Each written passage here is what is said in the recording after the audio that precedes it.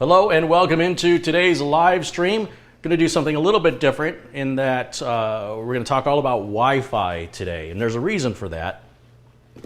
I happen to be friends with a gentleman that works for EnGenius, and he did me a really nice favor and sent me a couple of units for me to talk about. Now, I don't really have the means to test these out and show you how they work because I don't have a situation that would require one of these units, but we'll talk about what these are. We're going to talk about, in general, the misconceptions about Wi-Fi, the common problems people have with Wi-Fi, and the common solutions to Wi-Fi. So we're talking about Wi-Fi, we're talking about wireless internet access. I'm sure many of you who watch my videos are well aware that you must have a broadcast signal in order to utilize Wi-Fi on your computer. Some people, there's a certain percentage of the population that doesn't know where their Wi-Fi comes from. They just turn the unit on, they get on in the internet, and they don't question where it's coming from. And this is a big concern for people in security. So it's just like having a radio. Without a radio station, there's nothing to listen to on the radio. And when you get out of range of the radio station, you get static or no signal at all. So when you're on a long road trip, for example, there's often times where you can't pick up any radio stations. Well, Wi-Fi is like that on a much, much smaller scale in that the Wi-Fi routers are basically little radio stations, and they broadcast out on average, about 300 feet in all directions. So ideally, when you place a wireless router, you want to place it in the center of the building, of whatever that's a house or an office, so that it broadcasts equally in all directions. When people place a router on one side of the building or the other, you're broadcasting half of your signal into your neighbors or out into the street. And then you may not be able to get a signal on the other side of the building. It may be too weak or maybe just enough, and it becomes unreliable. And basically, what a lot of people do, they make a very simple mistake in that they take the router out of the box, plug it in, and expect it to work. And should never, ever do that. Once you remove the router from the box, one of the very first things you need to do is change the password that's required to make changes to the router. It's all set by default by the manufacturer. And there's a lot of passwords involved in this, right? Because you're going to have to set Wi-Fi password, and you've got to set a router password. So the router password controls who can make changes to the router. When you listen to the radio, you hear the radio station give their call letters. You're listening to WXYZ 104.7 FM. Well, your router has something similar called an SSID, or I think it's a service set identifier. But what it is it broadcasts the name of your router. So if you're in an apartment building, let's say, and you've got a bunch of other people that have Wi-Fi, how do you know yours from theirs? So you come up with a name that you can uniquely identify yourself with. Some people have fun with that. I've seen some pretty hilarious Wi-Fi names like Get Your Own Wi-Fi, FBI Surveillance Van. There's some pretty clever ones. I was trying to think of a few that my mind's gone blank, but there's some, Jedi. It's just a broadcast name, and that's how you identify your Wi-Fi. And then you set a password so that nobody can just jump on your Wi-Fi. And there's a number of reasons why you don't want to share your Wi-Fi openly. And it has to do with illegal activity. If anybody's downloading files illegally, that gets traced back to you, and you'll be held accountable for that. Regardless of the fact you didn't do it, you're still held accountable because it's your internet access. Also, you can get so many people jumping on your Wi-Fi that your internet becomes slower and unusable. And many internet service providers now cap the data limits, so it's possible that people use up all of your data in a day, and then you get this huge bill for overage on your data limit. And that's happening with Cox Cable, Time Warner, Roadrunner. They're all starting to do that now. They just introduced it here in Phoenix. Cox Cable is now limiting to 1 terabyte. I use about 1.4 terabytes a month, and they want to charge $10 for every extra 50 gigs or some ridiculous. I'm pretty upset about it. But anyway, so when you get a router, you want to change the administrative password that only allows authorized people to make changes to the router. You want to set up your service set identifier or your SSID with a unique name and a password. Now, most routers today will have a 2.4 gigahertz range and a 5 gigahertz range. And the 5 gigahertz will be faster, but it doesn't have the range. The 2.4 has more range, not quite as fast, and a lot of things interfere with 2.4. Microwaves, telephones, regular landline, cordless phones. We don't see many of those today. But other electronic devices can interfere with the signal where sometimes it works good and sometimes not so good. When I got my Asus router, and I told you guys how much I love that router, I ran into a frustration where I was connecting at 5 gigahertz and the system would just drop. And then I'd have to reconnect manually. It was very, very frustrating. And I thought I had a bad router. When I went online to research the problem, I saw a lot of other people were having the problem, and a lot of people were sending their routers back, and this was a known issue with Asus. Well, I got a hold of JJ at Asus and discussed the problem with him, and he assured me I just needed to change the default channel on the router to a different channel. I did that, and everything's working fantastic. It hasn't dropped once since then. Now, on the broadcast channels, like on the 2.4 gigahertz, you have between channels 1 and 11. But there's really not a lot of difference between 1, 2, 3, and 4. And there's not much difference between 7, 8, 9, and 10. So you really only have 3 channels to choose from. 1, 11, or 5 or 6, right? One or the other. Let's say 6. Because the difference between the channels is so minor, going from channel 1 to channel 2 is pretty much a waste of time. If you're getting interference on 1, you're probably going to get it on 2, 3, and 4. So jump to 6. If you're getting interference on 6 or 5, which is what routers typically come pre-configured as, and I don't know why they do this. You may have a bunch of neighbors or in an apartment where everybody's on the same channel because nobody has configured their router out of the box. And then you think you have a bad router or something's wrong with your Wi-Fi card in your laptop. And it turns out you just need to change the channel. And it's very simple to do. It's located in different places in different routers. And if you use the 5 gigahertz channel, you may need to do the same thing. So the 2.4 gigahertz has its channel, the 5 gigahertz has its channel. So basically, I just saw my stream went offline there. I'm not sure what happened. I think we're back.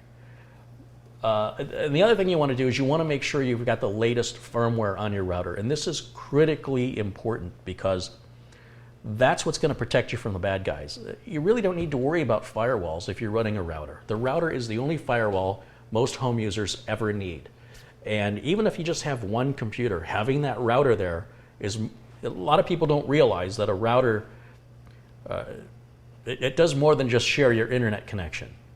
It allows you to share files and printers, and it also acts as a firewall. So even just having one computer, you want a router. You never ever want to plug a cable modem directly into the back of your computer.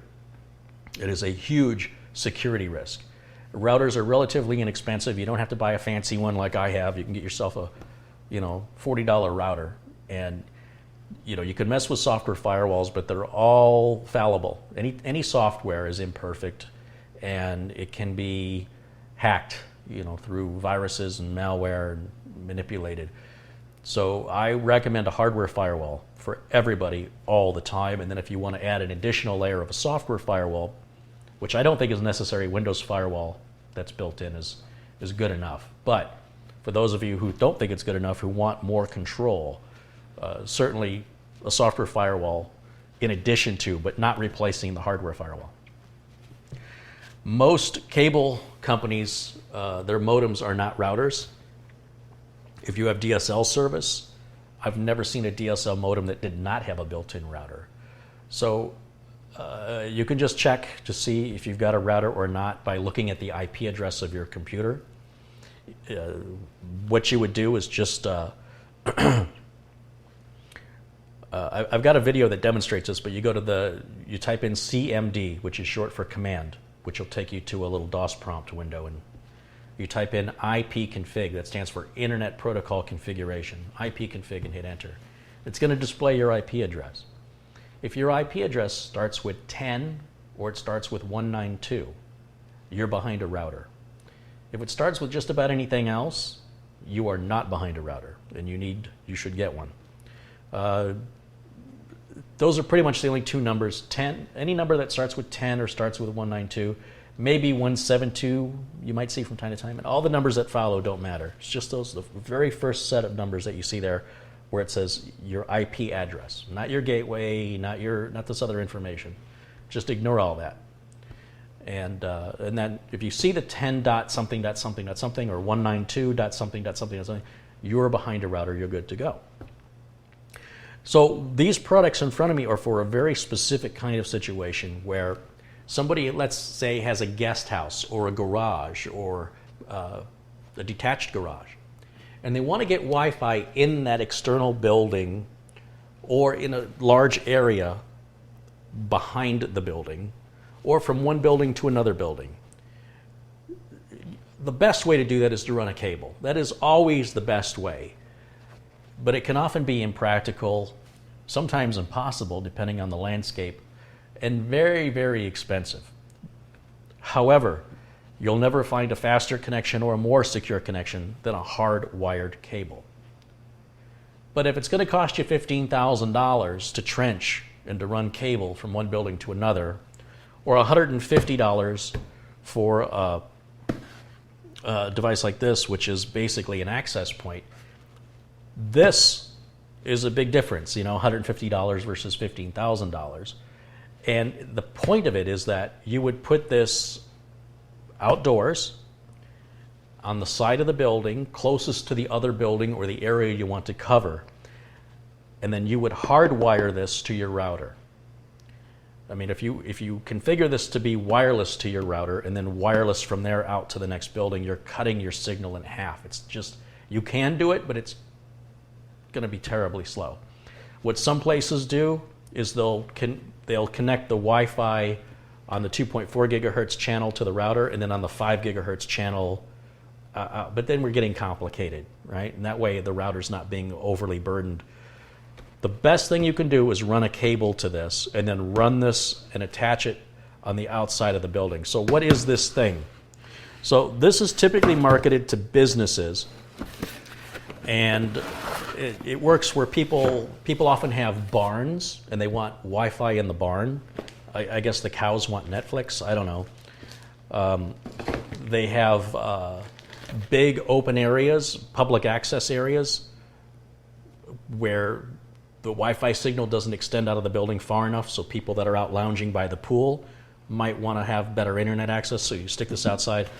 So I've got two units here. They effectively do the same job. And one of the things I want to really talk about is the misconception about how Wi-Fi works.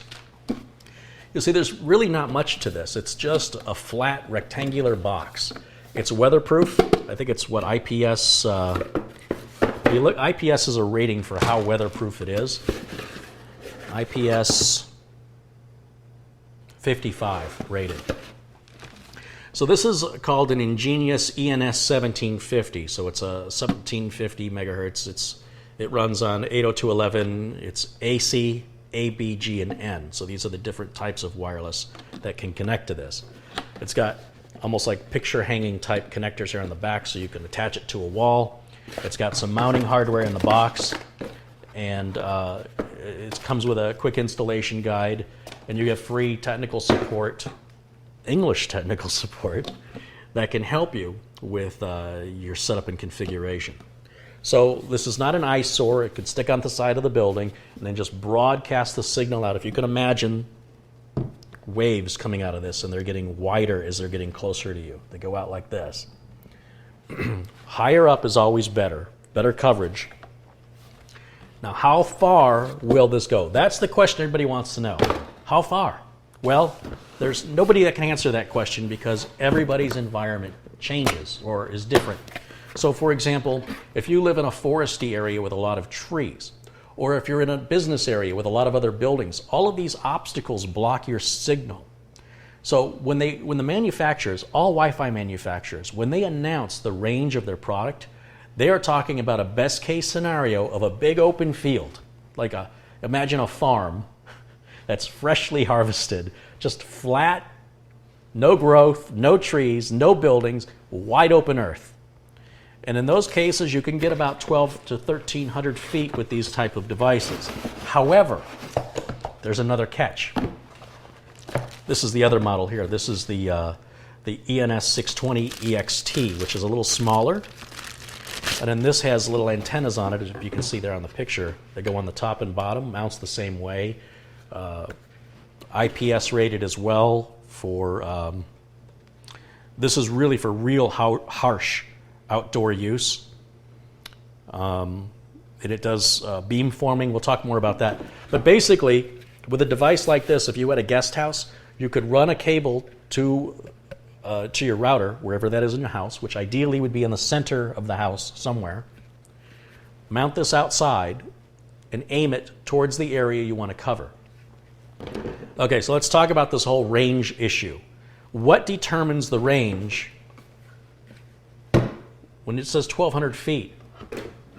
What is that? What are the conditions to get to 1,200 feet? Well, imagine this. Imagine I have a bullhorn, and you're standing really far away from me, and I go, "Hey, can you hear me?" And you go, "Yes. Yes, I can hear you." And I go, "What?" So you don't have a bullhorn to talk back to me. I have one, you can hear me. These can broadcast like a bullhorn, but your little laptop may not be able to reach back out because it's not powerful enough to communicate back.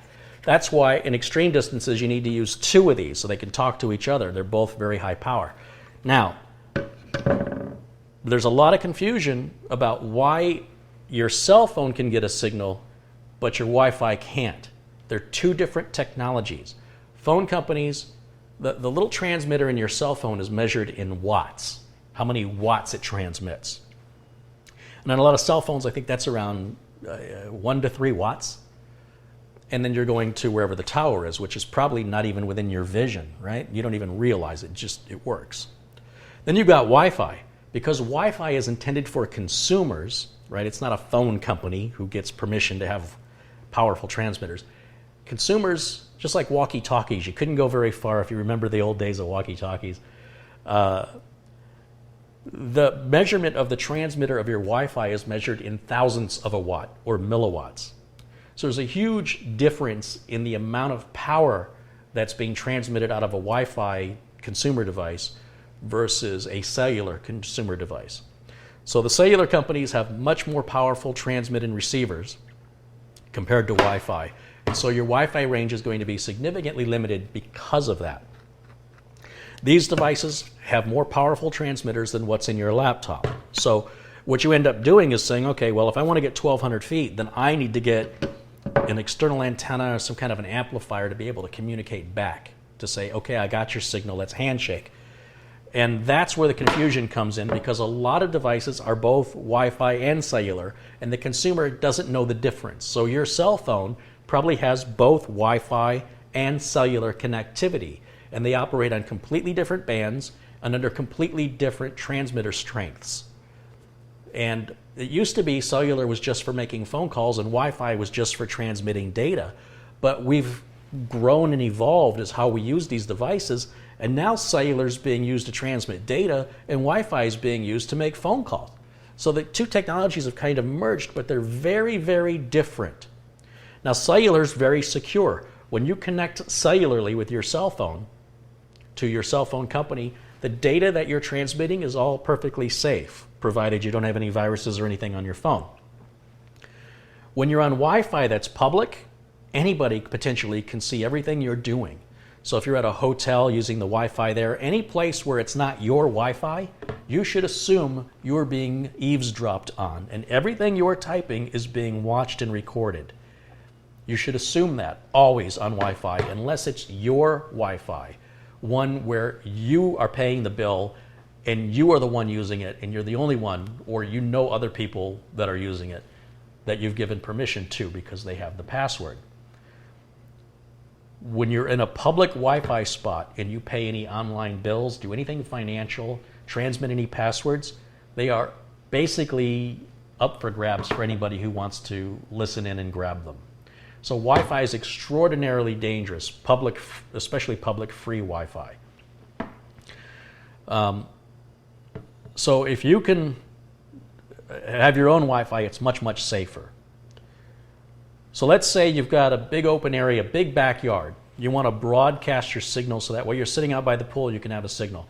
Let's say you have a detached garage and you want to be able to watch my videos in the garage. Or let's say you've got a guest house and you want to put Wi-Fi in the guest house, but you don't want to pay the money to, or a separate cable bill to have the cable company come out and do that.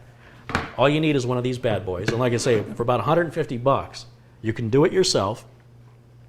And they even have something called power over Ethernet. And that means you only need to run the Ethernet cable. You don't have to run two cables. You just need to run one cable.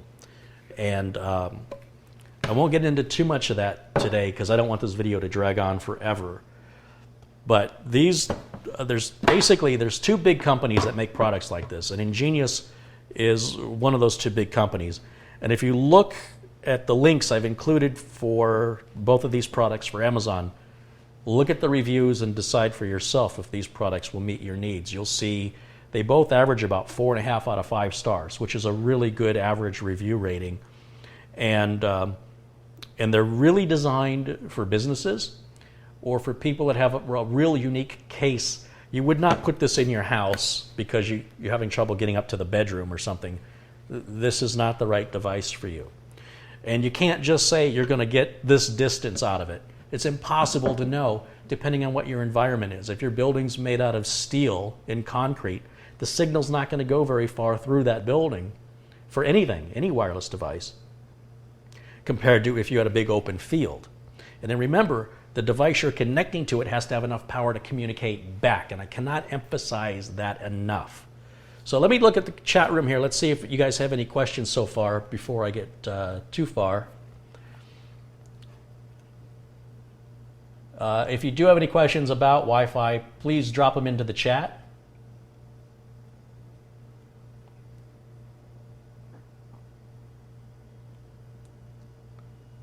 I'm just looking at your comments right now just to see if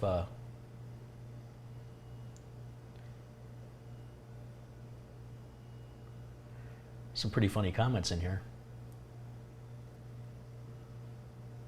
If it's on the side of the building, it's not 360 degrees.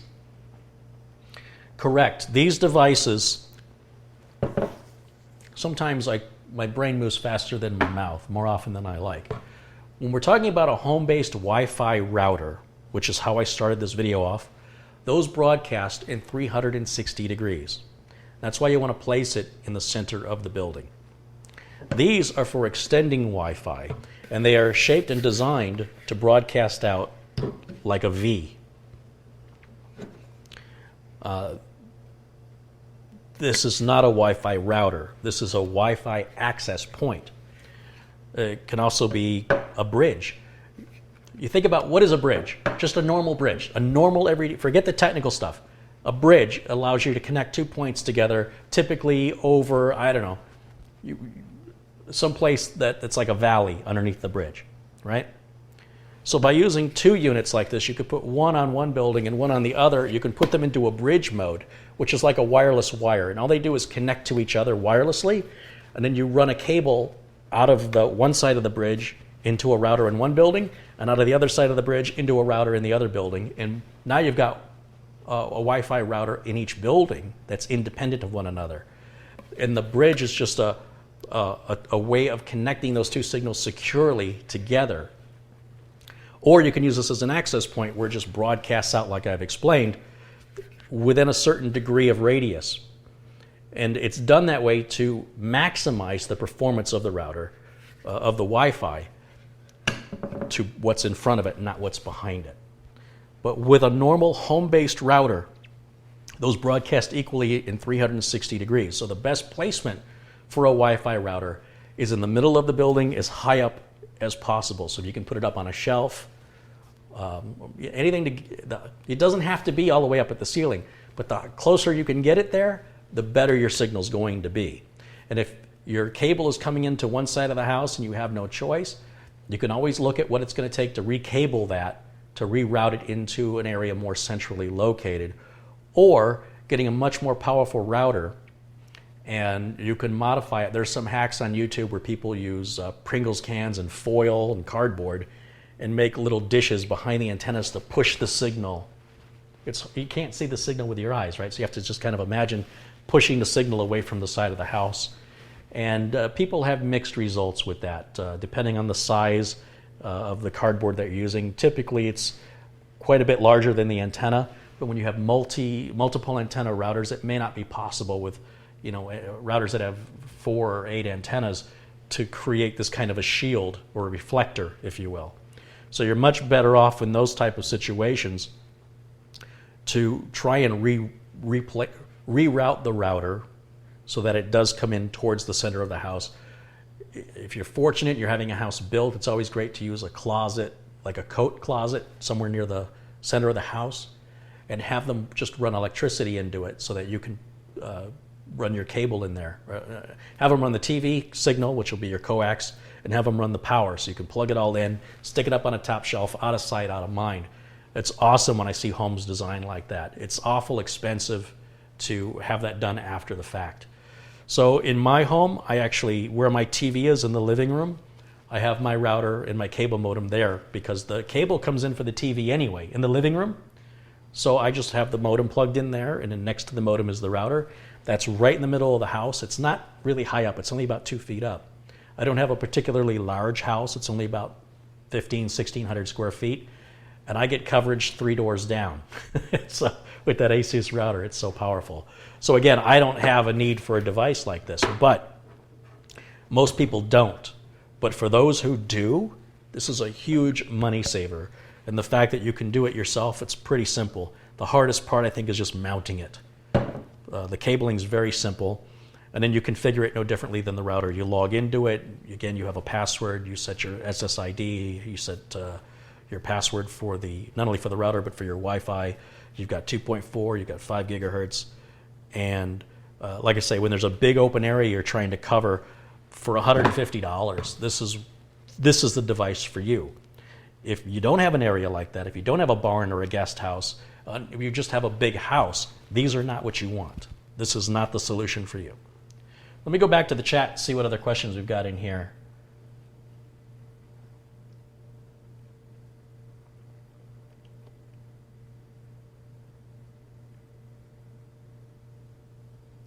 People are asking if I ever had a CB radio. Well, yeah, I grew up in the 70s, so yes, I did have a CB. But even the range of CBs as citizens band radios are pretty narrow. People were basically violating FCC laws when they would put amplifiers on them and boost them. If you really wanted a far signal, you had to be a ham radio operator to do that. I never got into ham radio. It was far too expensive. And of course, this is all the days before the internet. Truckers still use CBs today, but not like it was in the 70s. It's not like Smokey and the Bandit days, Breaker, breaker, 1-9. Anybody out there got your ears on? See any Smokies? Over. Yeah, those were the days.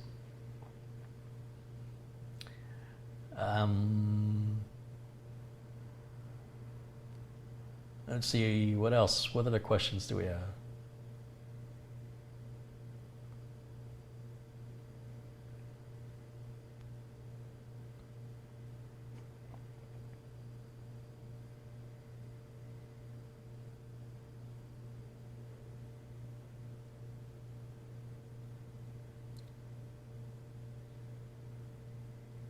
Would this work for a garage from 30 feet away from the house? Absolutely. 30 feet's easy. In fact, I would say most detached garages are probably about 30 feet on average from the homes that they belong to. And you would have no problem at all if you put this on the side of your home facing the garage or the detached building that you're trying to get to. And either one of these, I think, would do equally well. This one, if you're in an environment where there's a lot of snow or a lot of rain, I'd probably go for this one that's got the higher IPS rating. But you don't even need any maintenance on these. I mean, once you get them mounted, plug them in, turn them on, you're good to go. You should have no problem getting access. And like I say, the folks over at EnGenius, if you were to do that, let's just pick a worst case scenario. Let's say you bought one of these units, you put it on the side of the house, you wired it up, you configured it with your SSID and your password, and you weren't getting a signal or something wasn't quite right. The folks at EnGenius, part of what you're paying for is their expertise. And they're there to help you, to step you through anything you might have overlooked that could improve the signal quality. So if there's a lot of metal in your garage, let's say, for example, your garage is made of steel, it's a tin shed, that's reflective to the waves that are coming off of this. They bounce off of that. Very hard for those waves to penetrate through it. They will penetrate through it, but not at 100%. They're going to, depending on the thickness of the metal, how far away it is, they bounce off. A lot of the signal is going to bounce off. So people in trailer homes, for example, we have these trailer park communities here in the Phoenix metropolitan area, and they often have public Wi-Fi. And people complain all the time that they can't get on it. Well, you're in a metal building, surrounded by other metal buildings. It's the worst atmosphere for Wi-Fi. And furthermore, it's a public Wi-Fi. And I have to remind people that, so these people, they go and they pay their rent for their lot, for their trailer, okay? And the rent includes free Wi-Fi. And they want their free Wi-Fi, darn it. What do I do to get free Wi-Fi? I have seen people spend $500 on wireless equipment to get that free Wi-Fi. And it's insane. You know, they could have had their own private cable run by the cable company that's much faster, more reliable, and far more secure. And I have to remind people constantly, the fact that you can't get your free Wi-Fi is a blessing in disguise, because these folks are typically retired folks. They don't understand that they're basically transmitting all of their personal information openly for anybody to see, and that they're going to do their banking, in anything involving financial or anything involving a password. It is a huge security risk. And they will be sure to tell me it's not free. It comes with my rent.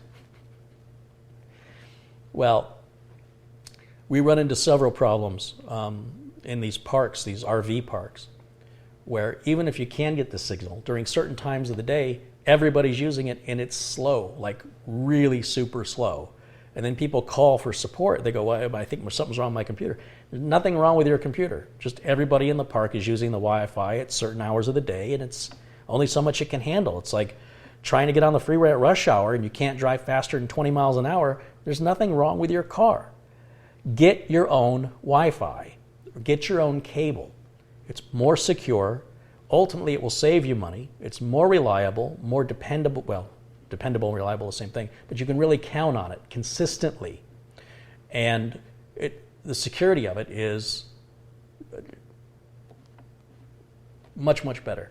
So if somebody were to say, okay, what if we get a little creative and I buy the cable, and then my neighbor can buy one of these and I'll put it on the side of my RV and they'll pay me for half my price, we'll split the bill.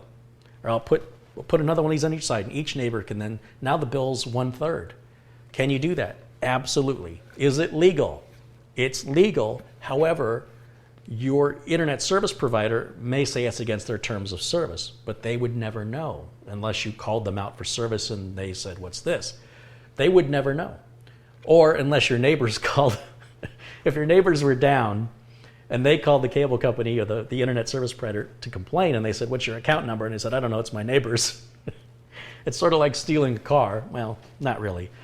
That's a bad example, because stealing a car is illegal. And there is a very big difference between something being against a company policy and something being illegal. And in America, a lot of people don't know the difference, it seems. They seem to confuse company policy with law. And anyway, you can get pretty creative with devices like this in that way, so that it can still be very inexpensive to have your own secure, fast, reliable internet connection, and then be able to extend that wirelessly and keeping that Wi-Fi reliable, secure, and fast.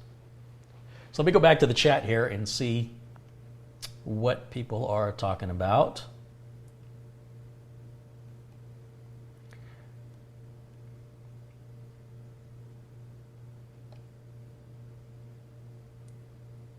Carrie, is it a repeater or uses a different SSID? You can configure it either way. I don't like repeaters. I'm not a fan of a repeater. Let me explain to you the way a repeater works. A repeater takes a signal you already have and then extends it out. But remember, these repeaters, they need to have a signal strong enough to reach the repeater. So if your signal is only 3 bars out of 5, then the repeater will only be able to broadcast out 3 bars worth of signal, even if you get 5 bars on the other side of the repeater, because the repeater's only connecting at 3 or less, that's as fast as you're going to go. And that repeater, when it's in a repeater mode, it generally broadcasts at 360 degrees, just like the router. So you have a 50% overlap of signal. One from the router, one from the repeater, and then it extends another 50% out from the repeater. It's crazy inefficient. Crazy. I would suggest you look at power line networking if that was something you were looking to do, where then you could just plug into the outlets and it uses the electrical wiring in the building as your transmission line. And they work incredibly well in a lot of buildings. Everything just has to be on the same main circuit, that's all. You can't have 2 separate electrical sources. Like if your garage is using the same power that's coming from the house, you'd be fine to run power line networking out there. It would certainly be more secure. You're going to be a little bit more limited as far as performance goes, and you'd have to plug a router in if you want to then make that power line networking Wi-Fi, right? You'd have to plug in another router and then broadcast it out. But repeaters, I really think repeaters are the worst idea on the planet. I don't know why companies make them. I don't know why people buy them. It just overlaps what you already have, and it's never going to be any stronger than the source signal. And typically the source signal is not going to be very good. That's why you bought the repeater. Unless you put the repeater over closer to the router so it has a really strong signal, or you run a cable to the repeater. You physically cable it from the router, and then but at that point it's not a repeater. At that point it's an access point. So kind of come around full circle on this. I'm all for access points. I'm all for Wi-Fi bridges. Again, different scenarios for different situations. And these are very specific devices. And they can be used and configured in a number of different ways. But they will work better and give you better performance when used as access points or bridges than to be used as a repeater. But if you want to use it as a repeater, you can. If you must use public Wi-Fi, use a VPN. Yes, that's absolutely true, but a lot of people that use public Wi-Fi don't know what a VPN is. And that's a whole nother video in and of itself. And then that also costs money. And the reason why people use public Wi-Fi is they don't want to spend money. So we run into a catch-22 on that one. I mean, if you're going to pay for a VPN, you could also just pay for a MiFi card or a little cellular data card that you can get from your cellular phone provider for a certain fee every month, and that will broadcast Wi-Fi. I remember when I went to Burning Man in 2009, it was my second trip there, we took a friend's RV, and it was the first time in my life where I was able to I wasn't driving, I was a passenger. It's a long drive from Phoenix to the Black Rock Desert, Nevada. It's about, I want to say it's 18 or 23 hours. It's a long drive. I think it was 18 hours. But it was the first time I was able to open up my laptop in a moving vehicle, and he just had this little credit card-sized MiFi card from Verizon, and up to 5 people could connect to it wirelessly. So it was myself, his 20-something son, and his friend that was also 20-something. And the reason I mention their age is the kind of content they're watching, YouTube videos. It's not like it's somebody playing solitaire or just browsing the web. The age plays a big part in how we use our computers on the internet. Older people, in general, when they're 60 years old or older, tend not to use the internet the same way somebody in their 20s does. But my point is, these guys are pretty heavy internet users, plus myself. You can use your imagination. And I had it wasn't fast, but it wasn't slow. And I'm in a moving vehicle traveling, 60, 70 miles per hour on the freeway, just on YouTube, on Facebook. It was surreal. And that was 8 years ago. 8 years ago. So the technology has evolved well past where it was 8 years ago. I don't have much call for that in my life. In Phoenix, there's not a lot of public transportation like in Boston or New York or Chicago where you can just sit around using Wi-Fi or data plans. But basically anywhere you could get a cell signal, this thing was able to make a data connection and then transmit that through Wi-Fi to phones, tablets, and laptops. So it was just really, really cool to experience that firsthand.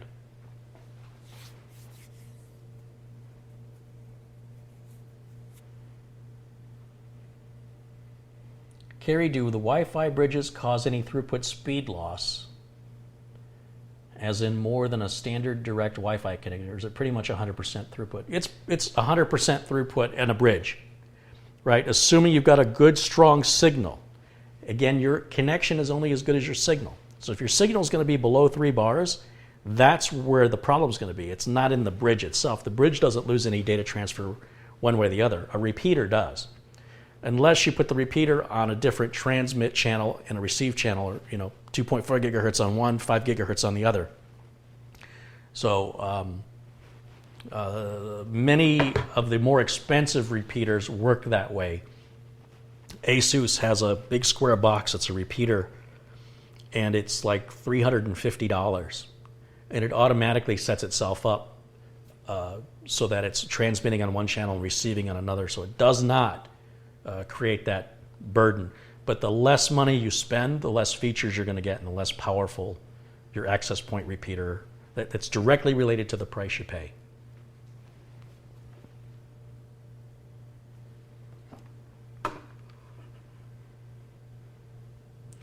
All right, what's your Wi-Fi speed?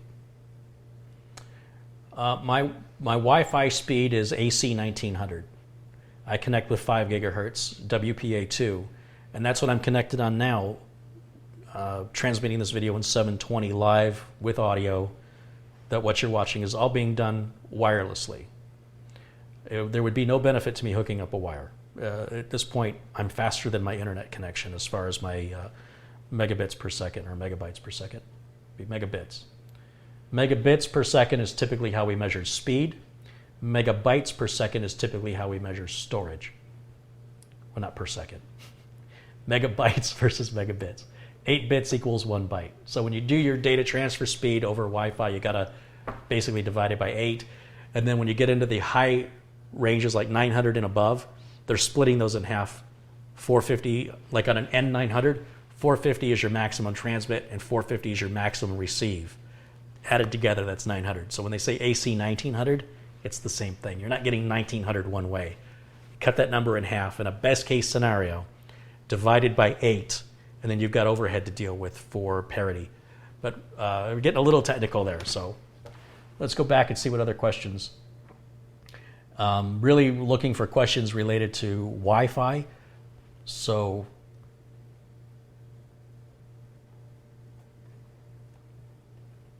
let's see.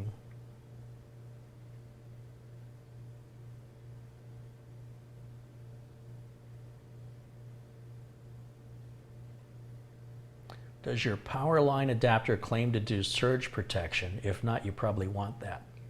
No, your power adapter, power networking won't work if it's plugged into any surge protector or multiple outlet strip. What do they call those things? Gang plugs. Power line networking has to plug directly into the outlet, or it will not work.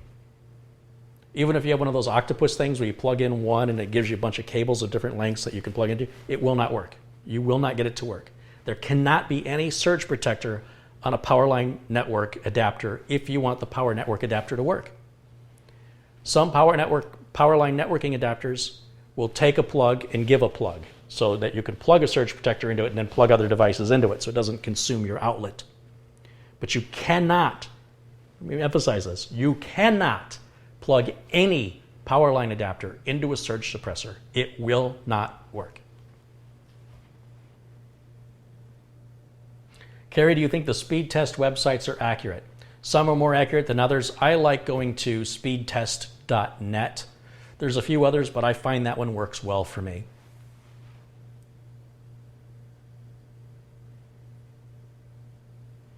The dark toasty cat says, can I get a hi? Hi. Have you tried Asus's dual band AC3100 4x4 wireless PCI adapter? Well, that's a very specific question. No, I don't need it. The connection I'm getting now I think I've got a TP-Link 3 antenna PCI Express adapter in the computer, the desktop computer that's my video editor, that my camera is plugged into the video capture card that's transmitting wirelessly to the router that is broadcasting everything that you're seeing. Having more will not benefit me because having a Ferrari on the freeway during rush hour, you're not going to go any faster than anybody else. My limitations in my network are the speed of my NAS with regards to me transferring files locally. These video files I create, I like to keep backups of them, and those files can be, you know, anywhere from 1 gig to 100 gigs per file. And it's only so fast that my NAS can write data. I'm not aware of the residential NAS that has the performance of like a server. So having more bandwidth on my Wi-Fi won't make that any faster. And then my internet connection has a certain amount up and down. I think I'm like 60 down and 7 up. And having any more than I have won't make that any faster. I'm already beyond that limit on my Wi-Fi. Unless I want to give my internet service provider more money. So I've had no need to utilize. A lot of people are very fixated on having the latest and greatest, whether it's Threadripper, even though they mostly don't use any cores other than, you know, mostly doing single core processing. They kind of get locked into this whole thing like, you know, I got to have the 800 horsepower car, even though I don't race and I'm not a professional driver and I really don't have any use for it. So when you see these really high-end Wi-Fi adapters, routers, switches, hubs, they're really for a very specific market. The idea that you're buying more than you need, why not save your money and just get what you need? That would be my advice.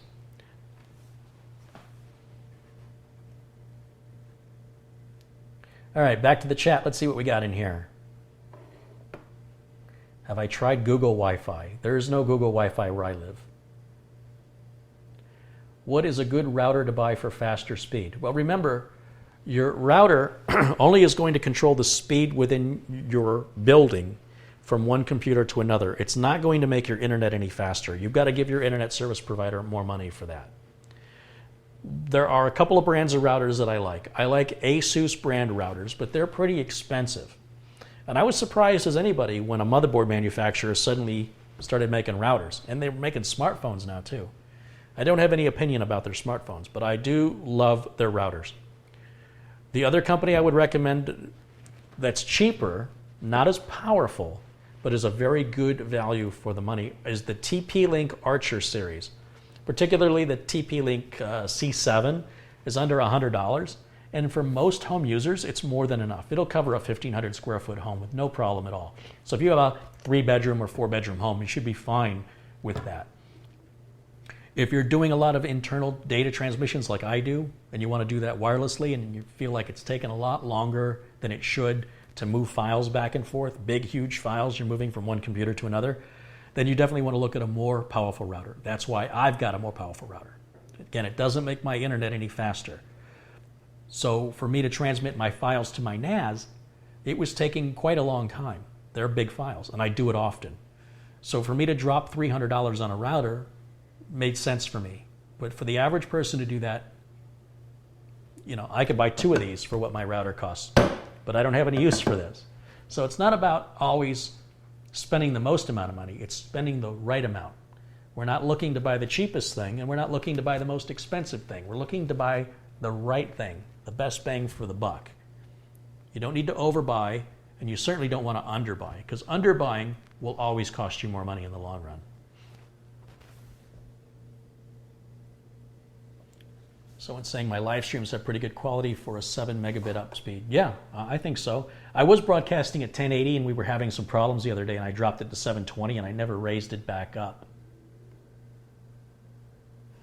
And I don't know if I can do that midstream, if I can change my transmission rate. I don't think I can. Broadcast settings. This is OBS. It's free software. You can all do this yourselves. I've just got the camera plugged into a StarTech video capture card. Just HDMI right out of the camera into the capture card. It's frustrating because Skype won't recognize the microphone. So I still have to hook up an external microphone to use Skype, which is really stupid that it won't use the audio built into HDMI. Or I don't know what I'm doing because they've changed Skype so many freaking times. It's almost unrecognizable to me now. Where is my broadcast video? It shows 1920 by 1080. There it is. It's downscaling it. So here, let's upscale. Let's put it back. It's not upscaling it. We'll put it back on 1080. Let's see if this affects my quality at all. I know there's going to be there may be a little stutter in the stream while it shifts over. And then if it starts getting choppy, you guys let me know and I'll put it back down to 720.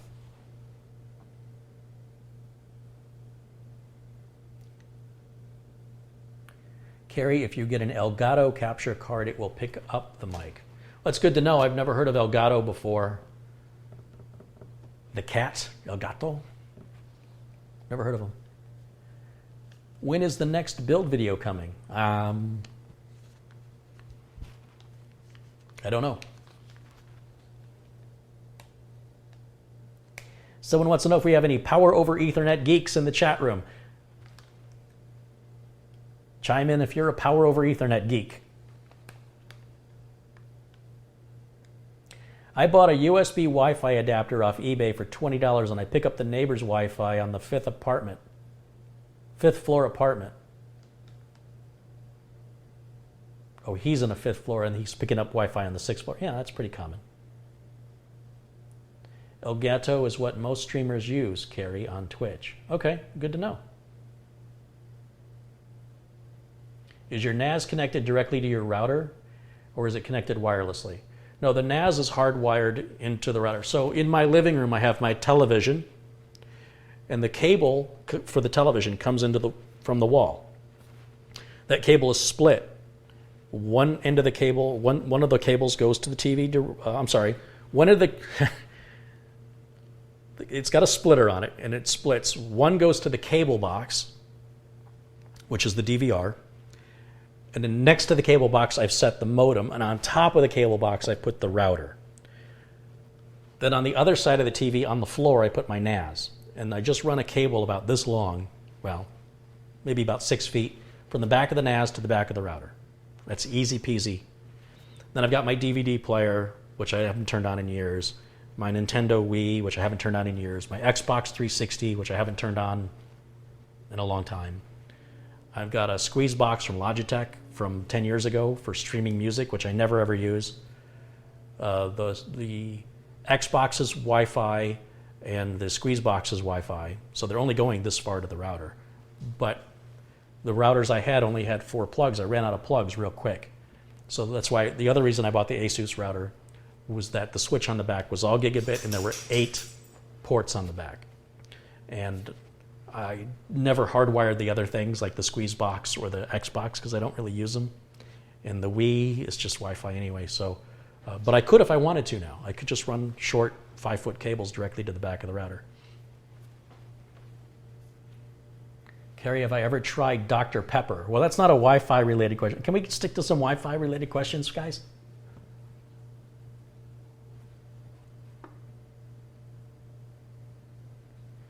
If I don't use that equipment, I should clear the space. Well, now you're sounding like my wife. Do you have gigabit internet service out there yet? I know gigabit internet service is available through Cox Cable, but I don't know if I live in an area that it's supported. I couldn't justify the price, so I never looked into it. I do know that the DSL here is only 1.5 gig, which has been the same since I moved into the place 10 years ago. That's very disappointing to me because I don't live out in the sticks. I don't understand how I can be in an urban area like this and 1.5 is as fast as DSL as I can get. And that's it. Those are my only 2 choices, apart from going cellular, like with Verizon or Sprint or T-Mobile.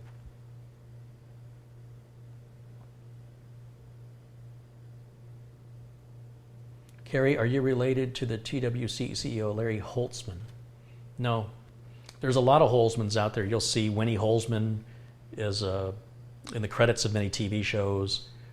There's a record producer, Jim Holzman. There's a lot of Holzmans. There's a painter in Chicago. His name is Carl Holzman. Carl and Carrie are very close. There's another Carl Holzman in Philadelphia.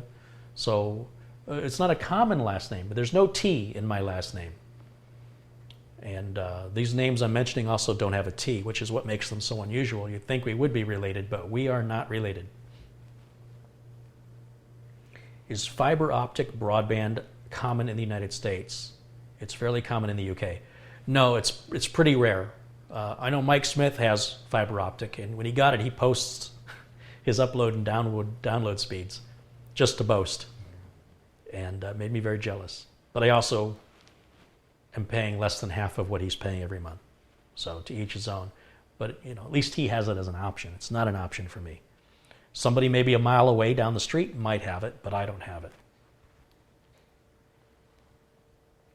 Do DNS services like Unlocator lower Wi-Fi speeds? No, they don't. They don't infect your Wi-Fi speed at all. I like to use OpenDNS. It's free. There's no software. You can plug the OpenDNS numbers right into the router. They're often faster, more secure, and more up to date than whatever your internet service provider is doing, because they're doing a lot of stuff. OpenDNS only does this one thing, and it's free to use. And you can also use Google's DNS. So OpenDNS, for those of you who know how to do this, OpenDNS is 208.67.222.222, with the secondary being 208.67.220.220. Google's DNS is 8.8.8.8, and the secondary is 8.8.4.4. What I like to do is I like to take the primary OpenDNS, the 208.67.222.222, make that my primary, and then I use Google's secondary at 8.8.4.4. And if you make that change on the router, then all of your internal network will still work. If you make the change on your workstation, you might find out you can't see the stuff on your network anymore because the DNS is completely unaware of your local network because you've configured it on the machine instead of configuring it on the router. That's a rookie mistake a lot of home techies make. So be aware of that if home networking is important to you.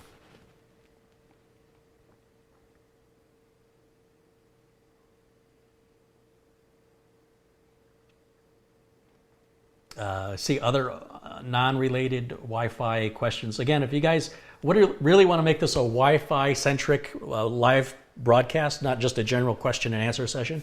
So if you have a question about your Wi-Fi, if you have a question about your internet, if you have a question about speeds regarding that, please post those in the chat. One of the common questions I get, somebody will reach out and say, but the laptop Wi-Fi stopped working. How much is that to fix? I never recommend fixing Wi-Fi on a laptop. Go to the store, buy a USB Wi-Fi adapter, plug it into a USB slot on your laptop, and you're done. You don't have to pay anybody. Your laptop does not have to go to a shop. It doesn't have to be taken apart. You don't have to wait and spend all that money. You can spend a fraction of that amount of money. Go get yourself a USB Wi-Fi adapter, plug it into any available USB port, and use that instead of the one built into the laptop. And that's another way to upgrade. So if your laptop has an older 802.11g Wi-Fi card or B, and you want to go faster, then you can get an N or an AC Wi-Fi adapter for $20-$30. Do it yourself. Just disable the internal one. You can right-click on the adapter and say disable. You can go into Device Manager and you can disable it that way. Lots of different ways. And then you just have your other Wi-Fi adapter. You're good to go. It's always good to have a USB Wi-Fi adapter hanging around anyway. You never know when you might need one, especially for diagnostics.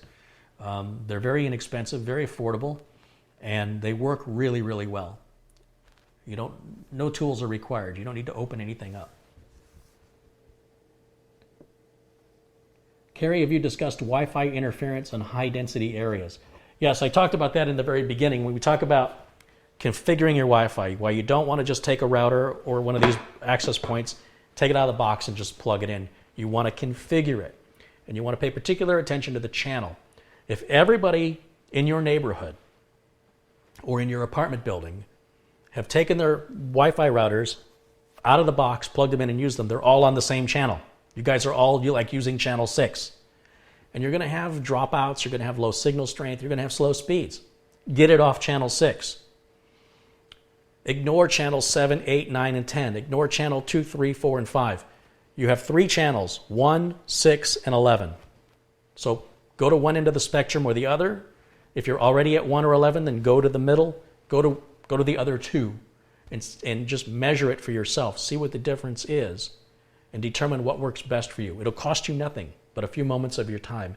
And you might just improve and optimize the efficiency and the reliability of your Wi-Fi signal and potentially even the range by doing something that simple. And remember, most modern Wi-Fi routers are 2 channels now, a 2.4 gigahertz channel and a 5 gigahertz channel.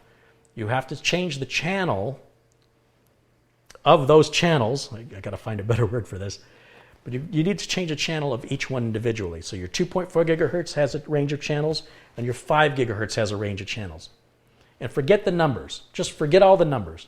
Just go, okay, the channel starts here and it ends here. So I know I can use either end or the middle. That's it. You have 3 choices for each of your broadcast ranges. And just walk around your house with a laptop, see how far you can get, see how many bars you have. Go to speedtest.net, see what speed you're getting, and see which one works best for you in your environment. There's no one answer that suits everybody, but I can tell you, when you're in a crowded area, like an apartment building, it's one of the best performance enhancements you can make. And even on my own ASUS router, where my 5 gigahertz would just randomly drop, never had that problem before, never had a problem with 5 gigahertz before, I assumed my router was bad. And JJ was like, no, you just got to change the channel on it. And I didn't believe him. I'm like, there's no way. I've never had interference. Never. I had 5 gigahertz on my previous router. It never did this. Just change the channel. Fine. I will change the channel. But I know it's not going to work. It worked. That's all I had to do.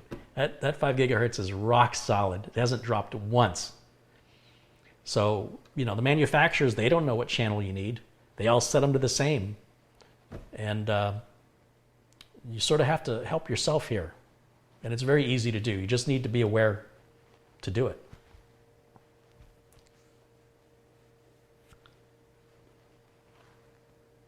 So just, again, looking back here at comments, let's see if I missed any questions. What are your thoughts on the new 802.11ax? I don't know much about the AX. I learned a lot about the AD. AD is pretty interesting. It's line of sight. It's only got a range of about 10 feet, but it's rocket ship fast. But on the other hand, if you're only going 10 feet, why don't you just plug a darn cable in, right? So I'm kind of on the fence about how practical that really is.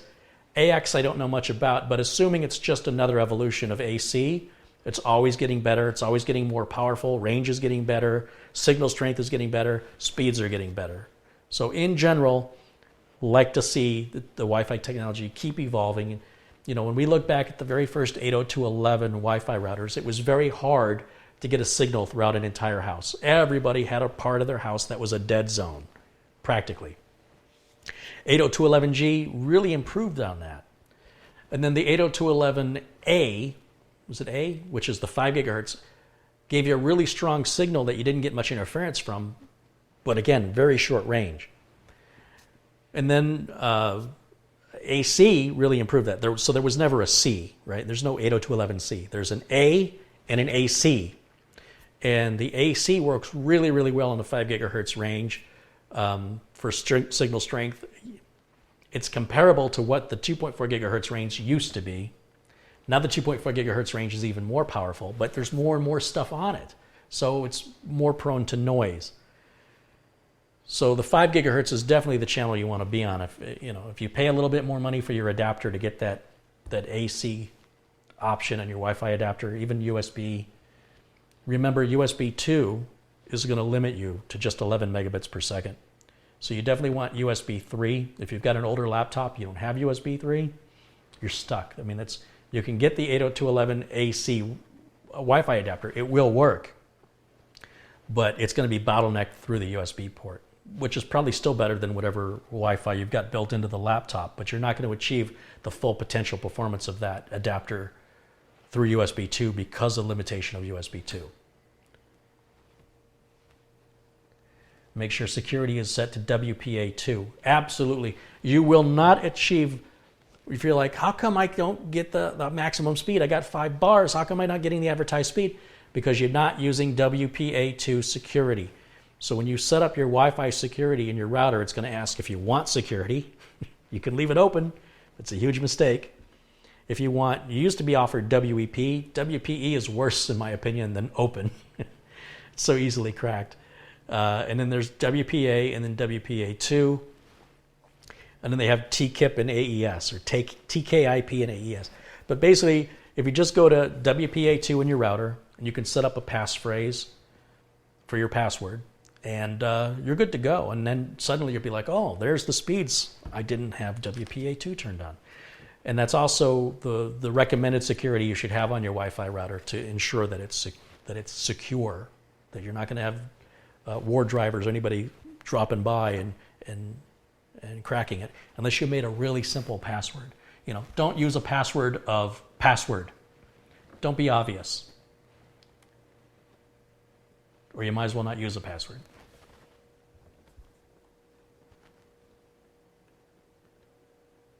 So that was a good tip there from Florida Fan 88. Thank you for that.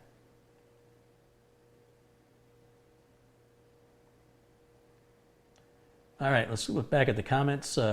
Kerry, in the UK, Virgin Media are the fastest fiber optic providers. The top download speed is 300 megabytes per second. What's the fastest commercial internet speeds in the US? I don't know the fastest commercial, but there are fiber optic lines available. And some places, you know, the limit is how much you want to spend. I think, like Mike Smith, I think his fiber optic is 300 down, pretty sure. And he's got that in a home. So I don't know what a commercial business could get, but potentially much higher than that. Carrie, have you thought about doing server builds? No. Servers are... So my channel is really for novices. It's for beginners. We're trying to open the world up to everybody and not just make it out to be like our own little private club for nerds and geeks and antisocial people. I want everybody to recognize that this stuff is very simple, like Legos. It's all very attainable and you can do it yourself. If you're somebody who works on servers or you're somebody who needs a server, you typically work for a company that has hired you to do that job. It is not a novice project. And so any sort of hobbyist or novice project things we don't cover on this channel, whether it's Raspberry Pi, servers, Hackintoshes, don't do any of that here. It's all far too technical. So what ends up happening, and this is an interesting phenomenon, is I create the channel to attract the novices, and then the technical people come in and they start asking me questions, technical questions. And I don't want to be rude, I don't want to alienate anybody. And I start answering their questions, and before you know it, we're talking about really technical stuff that the novices now are completely alienated from, which was not the purpose of the channel. So there are plenty of other YouTube channels that deal with servers and more technical, enthusiast, hobbyist level stuff, but it's never been the intention of my channel to cater to that. I really want to cater to the masses. And the mass, the majority of computer owners are not computer literate. And I think many of them don't realize they can be if they want to be. This stuff is really incredibly simple, and that's what I'm trying to accomplish here.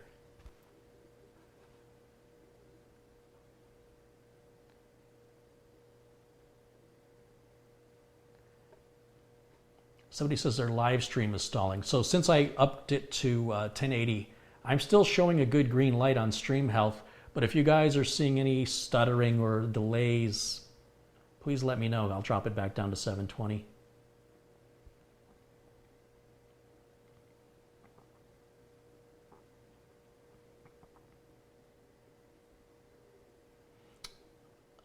Let's see.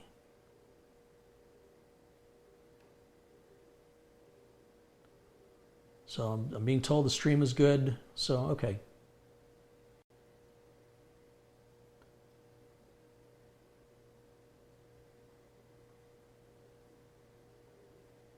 Oh, they're saying the stream's still at 720. It should be at 1080. You might need to reload the page. Everybody's saying it's still at 720. Or maybe I have to restart the stream, but I don't want to lose. I got almost 400 people watching live. I don't want to drop everybody to restart it at 1080. I assumed I could change it on the fly, but maybe it doesn't work that way. And everybody's verifying it's still at 720 at 30 frames per second. What? Okay.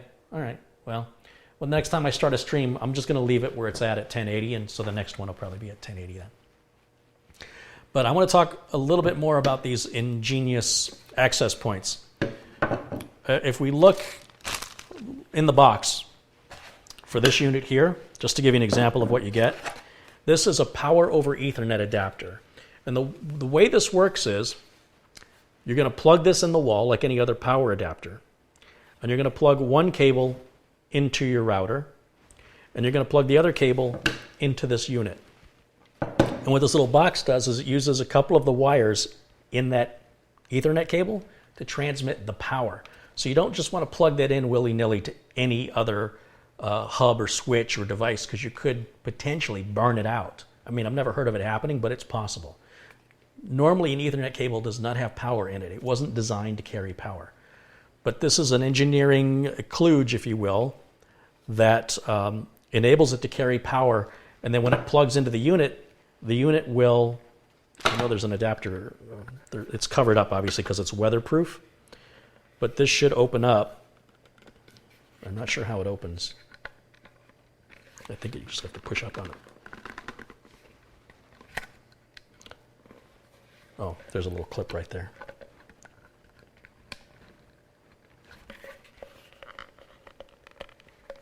And then behind here, you see these two openings? That's where you're going to have your plug, or your jack rather, to put your cable into. And then another one if you want to run a cable back out again.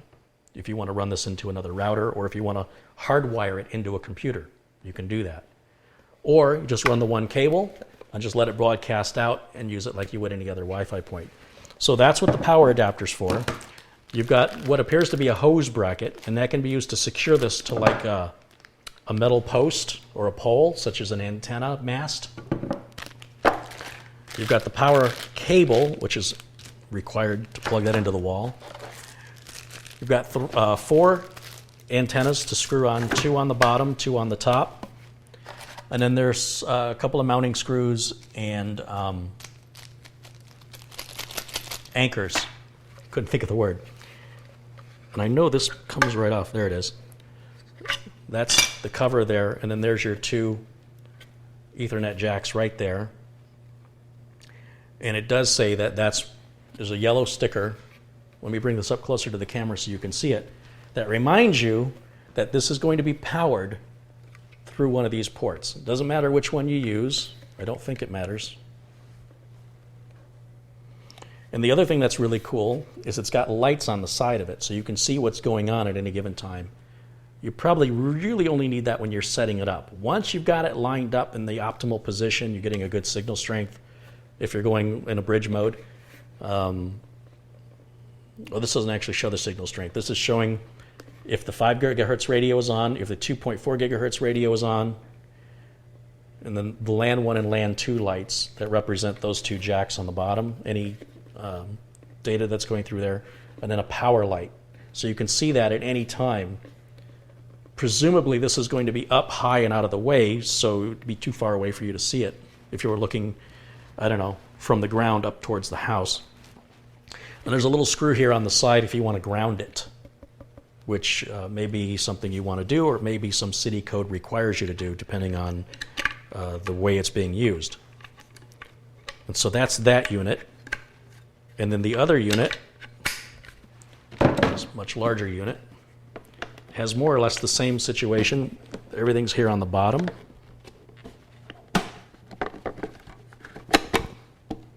And I'll bring this one up so you can get a closer look. So here, again, 2 Ethernet jacks. There's the front of it. On the side, you have all your lights. Same lights, let you know what's going on. If I can get it to focus. Let's see. Is it focusing? There we go. Same exact lights, same situation. Again, the support that you're going to get from EnGenius, if you need it, is part of what you're paying for when you're buying these units. There are other units from manufacturers that are lesser known brands. And then there's a higher end level called Ubiquity. Ubiquity is a bit more technical. I don't really have a lot of experience with them, but I know a lot of technicians that use their stuff in business applications. And I would say probably EnGenius's main competitor would be Ubiquity. But I know Ubiquity stuff is more expensive. It's higher end, which isn't to downplay the EnGenius stuff at all. I think the EnGenius stuff is more attainable for the average person. Although it also is used in business environments. Don't get me wrong. This stuff is, this is business solutions. That's how it's being marketed, and it's almost like a Ford to Chevy type argument. I like the folks at EnGenius. I've worked with them in the past. They're a pleasure to work with. You can look at the reviews on Amazon and just see what other people are saying independently, and you'll see that they have really good reviews. And so I don't mind endorsing them. I'm not being paid to make the video. They sent me these products. I have no use for them. I'll be giving them back. I would love to use them if I had a use for them. I have no use for them. But for people who do, these are great things to keep in mind if you have a garage, a barn, a guest house, and you want to get the Wi-Fi there, and you don't want to pay somebody an outrageous amount of money. You can do it yourself for $150. It's that easy. And if you've got a business and you bought the business next door and you want to connect the two businesses together, it's always better to run a cable. But if that's not an option, if it's not financially feasible, certainly going with 2 of these units in a bridge mode would be the way to go about it. Affordably, quickly, doing it yourself, regardless of the fact that you may never have hooked up a Wi-Fi thing ever in your life. You can do this. It's that easy. And the folks at EnGenius can help you when you run into a problem with their toll-free technical support. So I know that sounds like a commercial, but I can't help but be enthusiastic about products I like. And this is a product I like. This is a product for any customers that would call me and say, look, I've got a very large backyard. I want to be able to put Wi-Fi out there. What would you recommend? This is what I would recommend. And businesses trying to get from one building to another, this is what I recommend. I'm not paid to endorse it. I have to provide a solution for my customers when they call me, and I'm simply sharing my consultation with them with you in that scenario. When I talked about like the RV resorts where they have the free Wi-Fi, that's usually stuff like Ubiquity that's being used there, and you've got to get like a scissor lift to get up on these poles. I don't do that kind of work.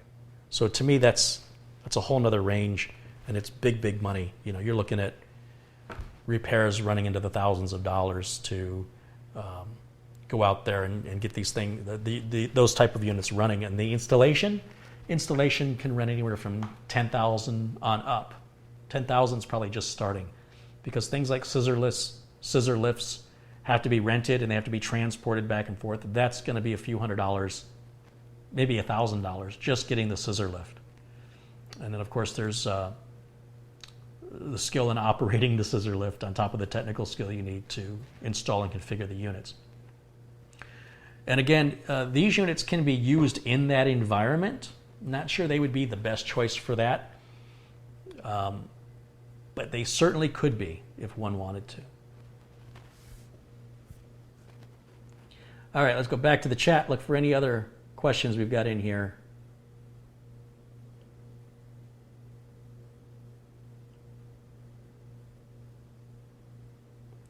I do have a moderator in the chat, and if people are going to type the same thing over and over and over again, that's spamming. If they're going to post advertisements, that's spamming. If they're going to be rude, the moderator's job is to warn you, perhaps put you in a timeout, or, if you're really vulgar, just kick you right out immediately. This is like a classroom, and if you're disrupting the entire class because you need attention or you have some other thing going on, this is not the right place for you. That behavior is not tolerated. We all like each other here. And so if you don't like people, if you're looking to start an argument, if you're looking to start a fight, or you're just looking to play devil's advocate and be a jerk, you're not welcome, and that's what the moderator's job is. And I thanking the moderator who today, who's our moderator today? Who do we have in there? Technology Nerd. I want to thank him for the work he's doing, because I cannot moderate the chat and do this at the same time. And the more popular the live streams are, the more it attracts jerks or people looking to exploit that for advertising things or just trying to garner attention or distraction. And that's certainly not welcome for what should be common sense reasons. And if you're going to behave that way, that's what you can all expect as a consequence of that. And again, my thanks to Technology Nerd for doing that for me. I really appreciate that. And I hope you all appreciate him too, because he's really doing it for all of you. So you don't have to endure that nonsense, and we can stay focused on what we're talking about here.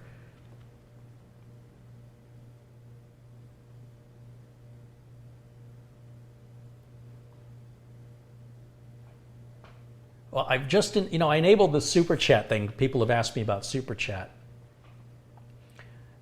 And it looks like, I guess, people can donate money through super chat. It shows that Elmaz donated $2, I'm guessing that's what it looks like, and says, enjoy the channel. How's the weather from Michigan? Well, I wish I was in Michigan. The weather today is not bad. It was pretty overcast today. It was over 110 degrees. We've had over 20 days this year of temperatures 110 or higher, which isn't a record, but it's also a lot more than we normally get. And we're only in the middle of summer. We still have the rest of August and September to get through. So hopefully we're going to get some rain. Rain always cools the weather down, and it's very dusty in Arizona, and the rain knocks all the dust down, so the air's cleaner. Someone donated 10 pounds, I guess. I didn't see that, but I'm still new to the super chat thing. I wish I kind of separated those out so I could give people shout outs who do that when I'm paying attention. So whoever donated 10 pounds, thank you. Someone said create a Patreon. Yeah, I created a Patreon, and it was really complicated to use. I couldn't figure out how to get money out of it, so anything anybody donated through Patreon would have been returned to them. I just don't have time to sit down and learn all these different formats and websites and everything, and then they change them, and I got started the Patreon, and I just thought, oh great, more work. This is what I need, more work. So at least with the super chat, I don't really have to do anything, I guess. It just happens automatically. And someone said it was someone named Richard, I think. Well, Richard, whoever you were, thank you for the support. I really appreciate that. This is not a donation drive, but it's always nice when people want to show their support, and I do appreciate it.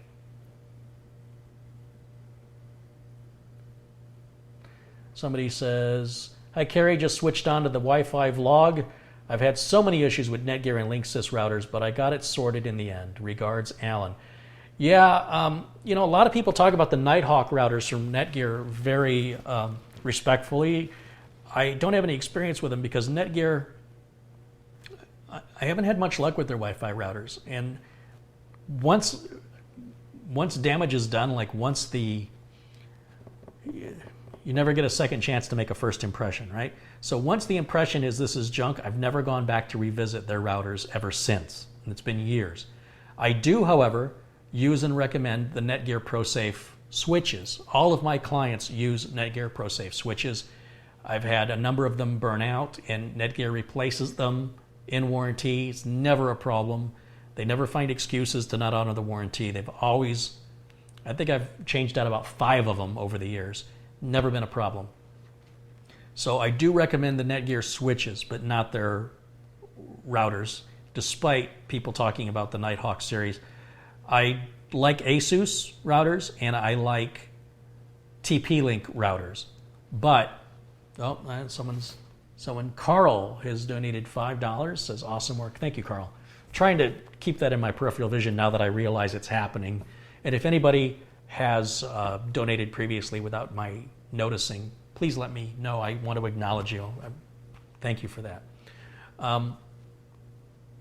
So I like TP-Link and I like Asus, and those are the brands I recommend to my customers, knowing that if I recommend something cheaper or something I'm not familiar with, when they have a problem with it, they're going to ask me a question, and I'm not going to be able to answer it without research. So I know by recommending TP-Link or ASUS, if there are any problems, which there likely won't be, I will be able to answer those, and I know what to expect from them with regards to support. To give you an example, last Christmas, a customer of mine called and said they were having Wi-Fi issues. And they had the Wi-Fi router that came with their cable service, their internet service. I said, well, first get rid of that. It was a Linksys. I don't like any of the Linksys stuff. I've talked about that. There's a previous video where I spent $159 on a Linksys router because I didn't want to spend $300 on the ASUS router. And I ended up buying the ASUS router anyway. So I just spent $160 more than if I would have just bought the ASUS router to begin with. But I had folks from Linksys on a Newegg interview that I did, and they really had me sold because, Linksys is owned by Belkin now. And I never was a fan of Belkin routers. They were pretty, but they didn't really work very well. So these guys really had me sold on the Linksys, and I thought, I've had my ASUS router for a while. I had my old N900, and the technology has really moved up a long ways. PM Crisp has donated £2. Thank you, PM Crisp. So when I got the Linksys router, I was expecting it to be leaps and bounds better, and it was a nightmare, just a nightmare. I was so happy to get rid of it. I ended up giving it to a friend of mine. He lives in an old house in Pasadena, California, and the house is made very well. Back in the day, they made these houses plaster of Paris, and solid construction. And he was talking about running a cable through his house because he's got a dead spot upstairs. I said, you know what? As much as I don't like this Linksys router, I think it's going to serve you fine. And he said, well, if you don't like it, what makes you think I'm going to like it? And it was funny because we were having lunch where we had this discussion. And we were at a British pub in Pasadena. And I don't eat peas. And I said, do you want these peas? Because I'm not going to eat them. And he said, yeah, I'll take them. And I gave him my peas. So he said, look, if you don't like that router, I'm probably not going to like it. I said, well, did you like my peas? There's certain moments in life where you're like, God, I'm so glad I thought of that in the moment, And he's like, okay, you make a good point. So I sent him the router. I just gave it to him. Like, here, just have it. He's a good friend. And he says he's not getting the signal in the room. And in fact, I sent him, I have an old Netgear router for $20. They were sold refurbished. There's no external antennas on it. He says that Netgear router basically works the same distance in his house as the $160 Linksys router, which shocks me. I'm very surprised by that. And again, something like this really would not benefit him. He really needs his power line networking. That would really solve the problem for him, I think.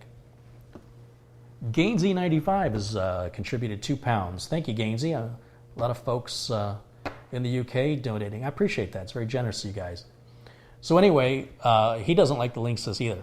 The things I didn't like about the Linksys were that it turned on media sharing by default. And you could not turn media sharing off until you plugged media in. So you had to plug like an external hard drive or a flash drive into one of the USB ports on the router. And then the option to turn off the media center would become available. And I'm complaining to Linksys. I'm like, you guys have been in business making routers for a very long time. You know better. This is a security risk. It should not be on by default. It should be off by default. And to force me to plug media into it in order to turn it off is some of the worst engineering I've ever seen in my life. It's inexcusable. Then when my internet would go down, my whole LAN would go down. I could not access my NAS, nothing. Never seen a router do that before. I don't know why, and I don't care why. And there was another issue. Just the whole interface on the Linksys was awful, just awful. So I ended up going back to ASUS and kicking myself for just not sticking with what I know. But the problem is when you stick with what you know, you kind of rob yourself of an experience of what might be better. In this case, it wasn't better. It was worse. And it just re-solidified. It emphasized that I should have stuck with what I knew the whole time. So it's discouraging sometimes to try other brands, which potentially may be better. But I have no reason to when the brand that I've been loyal to has been loyal to me in both the quality of the product and in the quality of the support. So I have no motivation to go and try other manufacturers.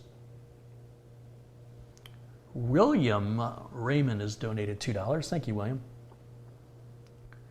Cisco switches are nice. The more basic routers are likely too hard to configure for basic users.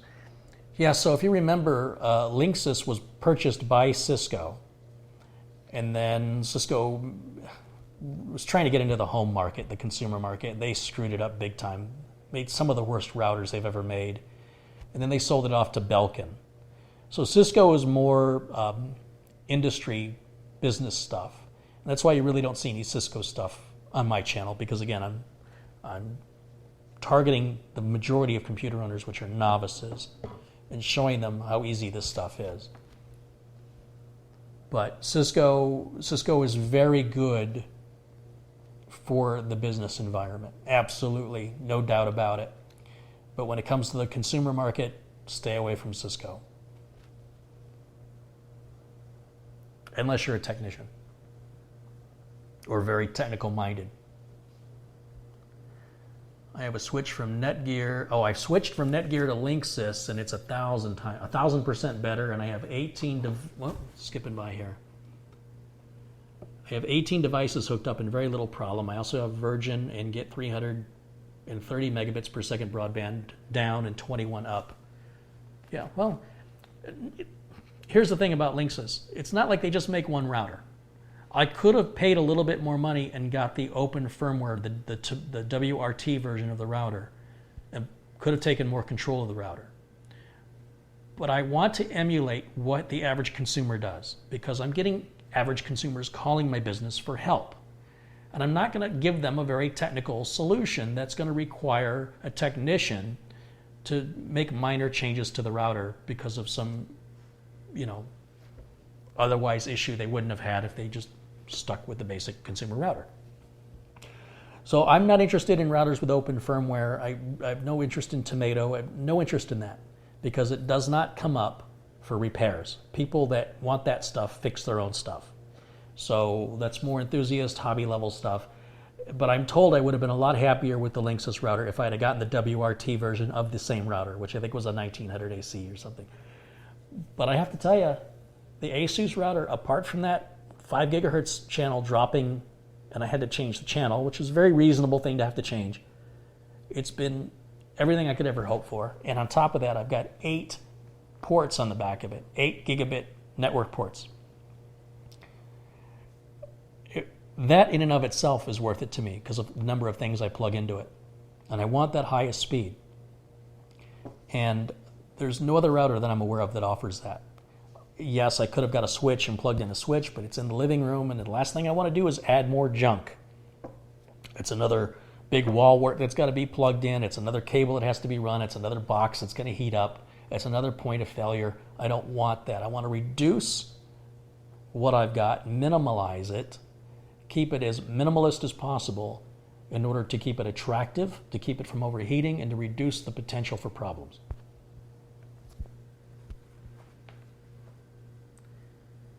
Looks like Technology Nerd is donated $2. Thank you for calling me a good moderator. Well, if you weren't a good moderator, you wouldn't be a moderator. So I should be giving you the $2. Thank you. And Michael McAllister has donated $2. Hope you're doing well, Carrie. Thank you, Michael. Appreciate that. Carrie, what do you use the 8 ports for? Right now, I'm using 5 of the 8 ports. So one of the ports comes in from the cable modem. One of the ports goes back out into the back room of the house, which is my home office.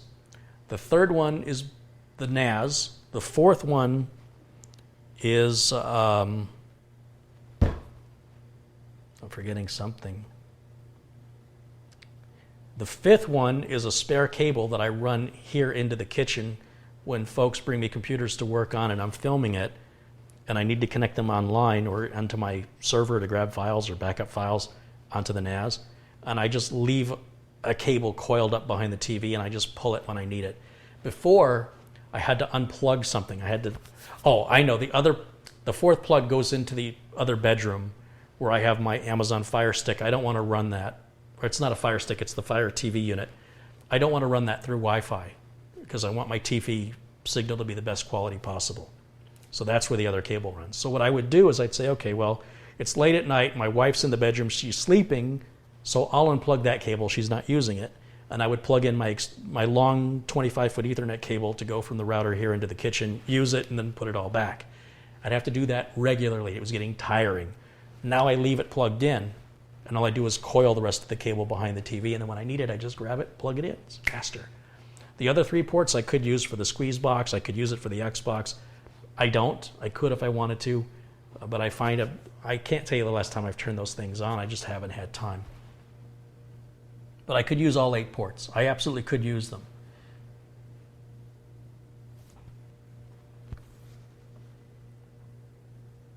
What router has the best range? There's really no way to know what router is going to have the best range for you because there's so many variables involved in what affects range.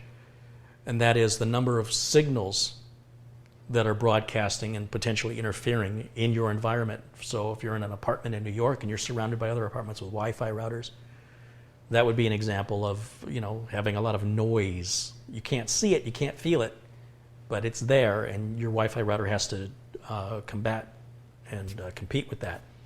Then there's the issue of what the building you're in is made of, how big the building is, how far you expect the signal to go. So there's no one right answer for that, except to say, in my experience, the more expensive the router is, the better it performs. So if you're in a very large home, let's say you're in a mansion, it's got 3 floors, and it's, 500 feet long, I would put a router on each floor and try and maintain it that way.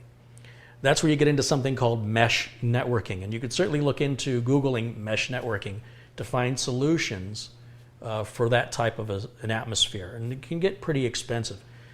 ASUS routers, I have found, give me much better range than other brands in my situation, but it may not affect you the same. I can go 3 doors down and still access my router. It's incredible. But I also have the router located in the center of my house. It's not located on one edge or the other edge. So location of the router, the atmosphere the router is in, and then of course you deal with how many antennas. Generally, the more antennas the router has, the bigger those antennas are, the higher up that router is placed, the better range you're going to have. So it's not so much about buying, it's almost like which camera takes the best picture. It's like asking me which frying pan cooks the best food. A lot of that depends on the photographer and the cook, right? But if you spend $300 on a Wi-Fi router, like I did, maybe it's psychosomatic, maybe it's placebo, but it feels like it's got much better range to me than any other router I've ever used before. Remember that the thing you're connecting to has to have the strength to reach back, right? So like I said before, let me give you a live example of what I'm talking about. I'm going to come back here and we're going to demonstrate how you can best picture this. Okay. Check, 1, 2, check, 1, 2. Okay, so a lot of people, maybe even my neighbors right now can hear me, right? Because I got this big bullhorn that I'm talking into. But I can't hear them because they don't have one of these. So even though I can reach out to them, they cannot reach back unless they have something equal. So you can have a really powerful router with a really powerful signal, but if your laptop just has a basic, little antenna in it, that's where you're going to have trouble communicating back. And if you can't communicate back, you cannot establish the connection. Believe it or not, I bought this specifically to talk about this topic. And my plan initially was to go out into a farm and have a drone. I have dreams. Have somebody control a drone and say, "Can you hear me?" And then have the drone pan back and show this big, where I'm this big in a big open field. And then have somebody at the other end of the field go, "Yeah, I can hear you." And then flash back to me going, "What? I can't hear you." And they go, "I can hear you." "What?"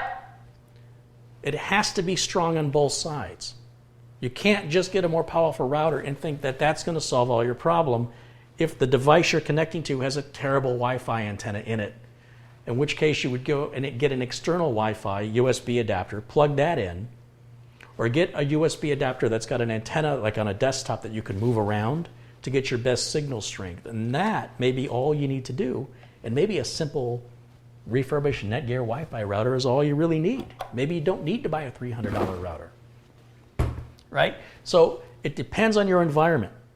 And it just requires experimentation and everything from antenna placement to router placement. You can buy bigger antennas, more powerful, 20 dB gain antennas. That will help. If you have just a dead spot, no matter what you do, go with power line networking. It's a very simple solution. It works really, really well.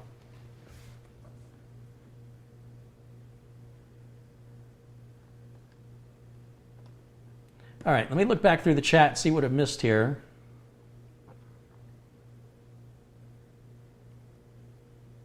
My cable modem has built-in Wi-Fi. Is there a way I could boost the signal to get better Wi-Fi at their end of the house?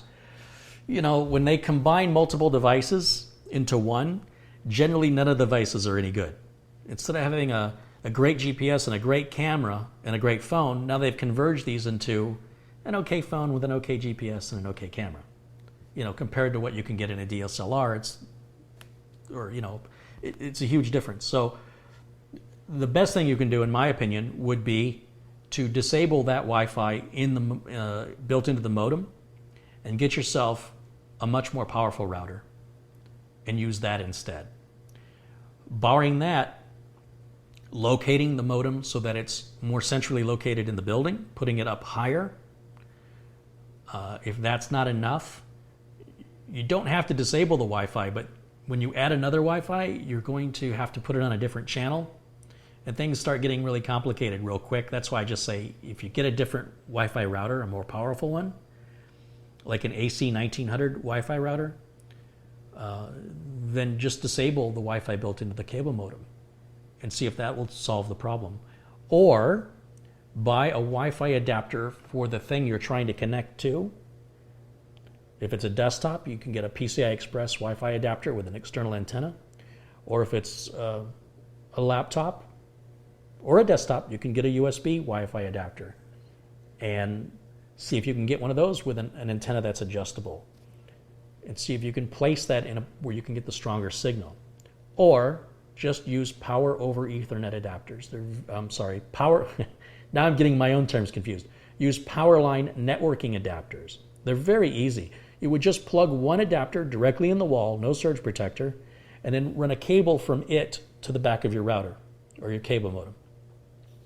Then plug the other adapter in the room you want the signal in, and then take the cable from there and plug it into the back of the computer or the laptop. You're done. It's that easy. If you want it to be Wi-Fi, then buy a router and run the cable. Instead of running it to the back of the computer, run it to the back of the router, and now you have two routers in your house. And they're connected via a power line bridge. That works equally as well.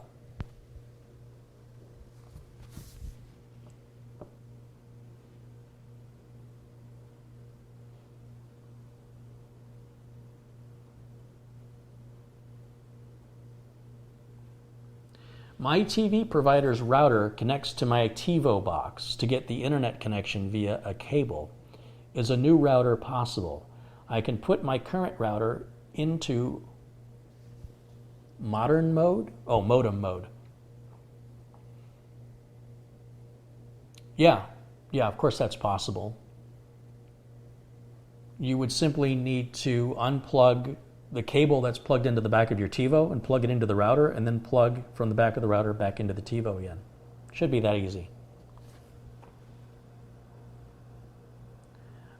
Merle says, thank you for the excellent video, Carrie. Thank you, Merle. Thanks for watching.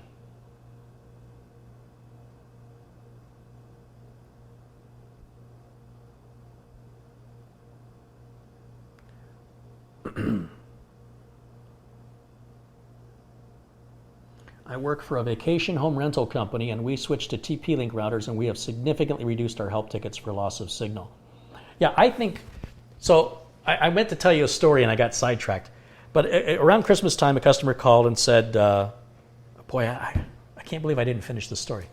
They said that they were having some problems connecting to their Wi-Fi. And I said, you know, this time of year I'm always really busy. I can't get out for a few weeks. Here's what I recommend you do. I sent them a link. I said, I'm going to email you a link to Amazon. And it's for a router called a TP-Link Archer C7. Because I knew these people weren't going to drop $300 on a router. If they will, I'll recommend the ASUS router I've got. But they weren't going to. I've known this customer. And I said, it's under $100. You should be able to take it out of the box, plug it in, and you'll need to set up your Wi-Fi name and password. And if you still have problems with it, call me and I can help you remotely as long as we have internet access and you have that new router plugged in. I can help you remotely. I can help you a lot faster. I didn't hear from the customer, so the holidays passed, so we're into January.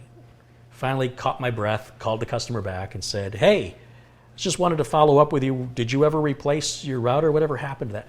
Oh, yeah, a long time ago. We clicked on the link you sent. We ordered the router from Amazon. We got it the next day, plugged it in the wall, took the same cables out of the router we had, plugged them into the same places on the back of the new router, threw the old router away, and everything's been working great once we set up the Wi-Fi, which was really easy to do. I guess TP-Link walks you through that. Like, I don't think you have a choice. And so we don't need you. We don't need your help. We're good. I said, great. It's wonderful news. I'm a terrible salesman.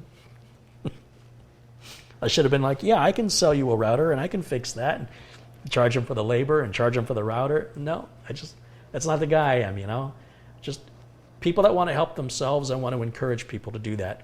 And that's exactly what they did. They are not computer people. They are not technical in any way, shape, or form. I think this lady's in her 60s, so it's not like she was raised on this stuff. She just uses a tablet and a smartphone, and they have it connected, I think, to their TV some way, shape, or form. But all she did is take the plugs out she had and plug them right in the same places from the old router into the new one, and then plug the adapter in the wall. And then I think when she opened up Internet Explorer or whatever the browser is, I think TP-Link automatically comes up and says, you have to configure this. She followed the on-screen prompts, and she was done.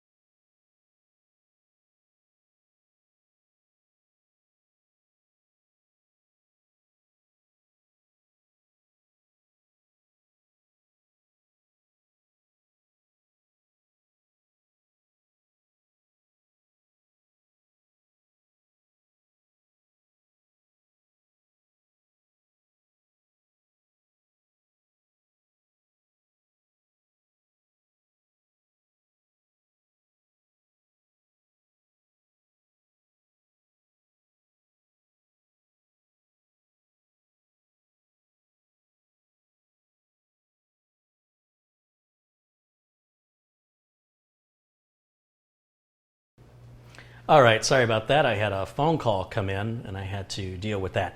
So we are back, we are live, we being me and you, the viewer. unless you're watching recorded version of this. Today is August the 10th. It is 20 to 6 in the evening here in Phoenix. We're talking all about Wi-Fi, some of the common misconceptions of how it works, and answering any questions you have related to networking or Wi-Fi. And I'm just looking in the chat. When you see me looking off to the side here, I've got a monitor set up next to my video editing workstation, and just looking over into the chat from time to time to catch up with. I can't see everything going on in the chat, so I'm trying to make certain time to reserve that. So I'm trying to appeal to both. Unfortunately, there's no recording of the chat, so if you're watching the recorded version of this, you will not be able to see that. I might work on a solution for that in the future, maybe some kind of a screen grab, although I'm not sure where I would put it. Hopefully, YouTube will solve this on its own.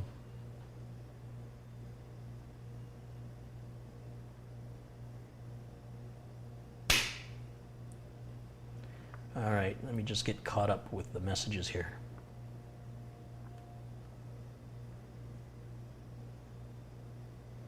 Any opinions or experience on Meraki Wireless? Never even heard of them. Your thoughts on Wi-Fi routers with MI-MO? Are they any good? So MI-MO is multi-in, multi-out. Last I heard, there were no Wi-Fi adapters that utilize it. That might have changed since then, but that the technology was being offered by the routers, but not by the adapters. The idea behind multi-in, multi-out is that the router can do multitasking. Instead of, basically the way a router works, the more people connect to it, Wi-Fi, it has to juggle the connections. It can't do all the connections. It appears to be simultaneous to mirror humans, but to the computer it's actually going, okay, you're next, you're next, you're next, and it goes around, just juggles them. And MIMO is multi-in, multi-out, which means it can handle multiple requests in and multiple requests out at the same time, which sounds wonderful if they were actually doing it in practice. As far as I know, there are no adapters that support that. If I'm wrong, please correct me in the chat.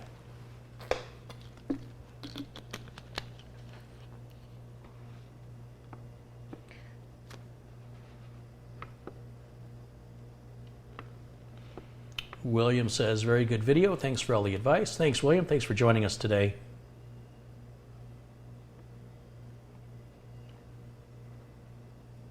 What's the best Wi-Fi router to use to start home networking? Well, again, this is a very difficult question to answer because depending on the size of the home, what the home's constructed of, the things that are around you, if you're asking which one has the easiest user interface, that's subjective depending on your experience and what you were raised with. If you were raised with Wi-Fi, if you lived 40 years before Wi-Fi was invented, it's going to be a different concept as to what is intuitive from one person to the other based on what you were brought up with.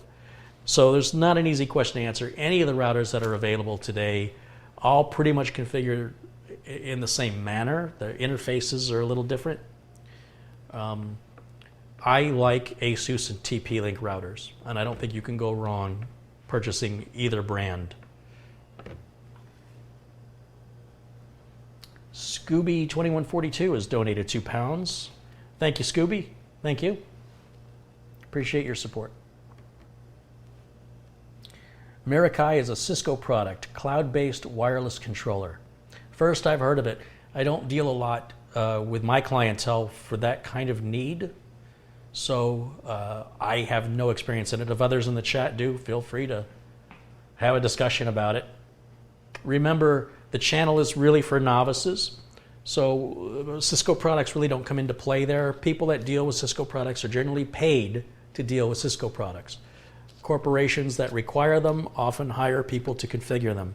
Therefore, it makes a channel like this unnecessary and redundant, except for hobbyists and enthusiasts, in which case they're generally good at helping themselves and don't need... My channel wouldn't be the appeal for you. There'd be a hobbyist channel that would deal with stuff like that. They're saying, well, it's perfect for big houses. Yes, some... Oh, is that related to... Oh, they have Ubiquiti Amplify HD home Wi-Fi system, which is perfect for... Okay, yeah. Again, Ubiquiti and EnGenius are kind of like a Ford and Chevy kind of an argument. I typically see more of the Ubiquiti equipment used in higher end, more expensive deployments, and the EnGenius stuff is much more affordable and what I see more do-it-yourselfers using. The Ubiquiti stuff, I normally see technical people, using my air quotes, technical people in general using the Ubiquiti stuff, and the consumers or the common user using the EnGenius stuff. Which isn't to say that can't be reversed, it's just what I've witnessed. And obviously, depending on the environment, one may work better than the other, but in general, the EnGenius stuff is less expensive.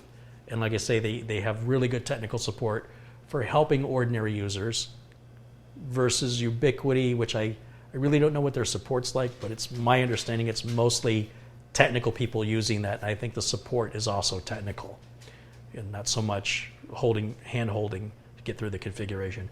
I could be wrong, but I can only speak from my own personal experience. And what I know from EnGenius is through personal experience. I have no personal experience with Ubiquiti. I only know what other techs tell me.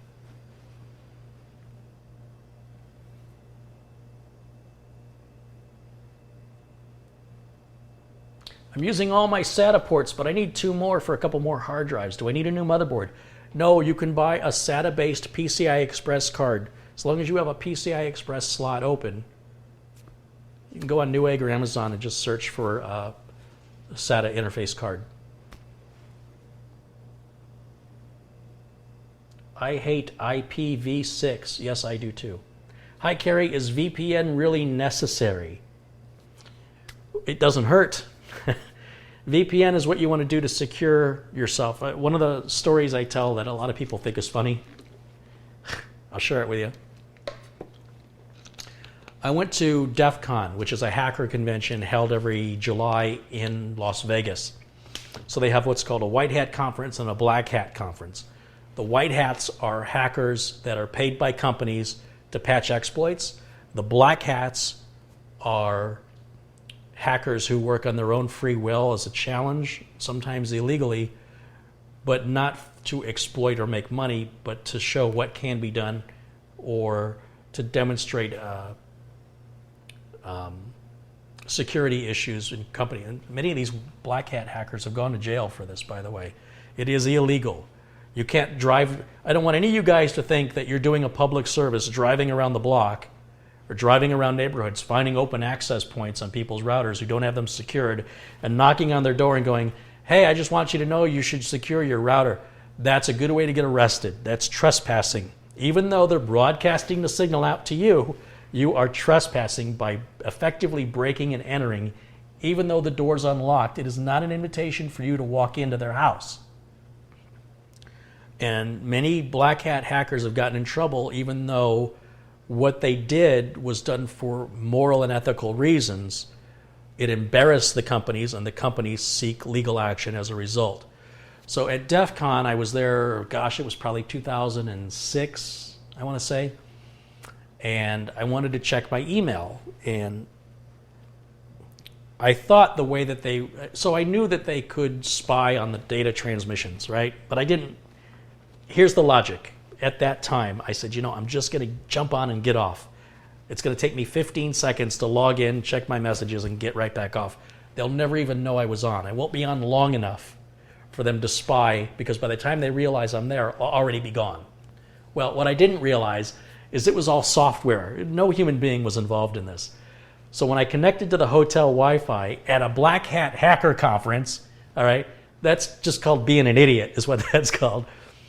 I thought I was free and clear, right? I logged in, checked my email, no messages, I logged out. 15 seconds, in and out. Clean. Then I go downstairs to the conference area where they have a projector set up, and it's broadcasting against this wall, giant, huge, 20-foot screen, and it's called the Wall of Sheep. And on the Wall of Sheep are a list of email addresses and passwords and the site they used to log in.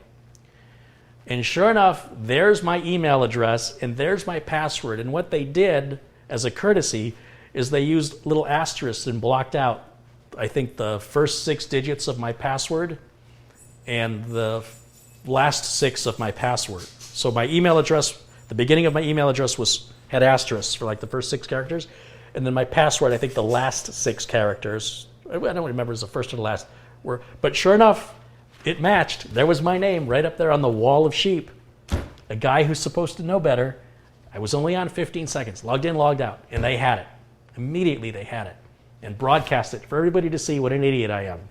And the only thing that made me feel better about that was there were numerous other email addresses at FBI.gov, at CIA.gov, organizations with experts who should know better, who are there to recruit hackers to work for the government, openly connecting on a public hotel Wi-Fi.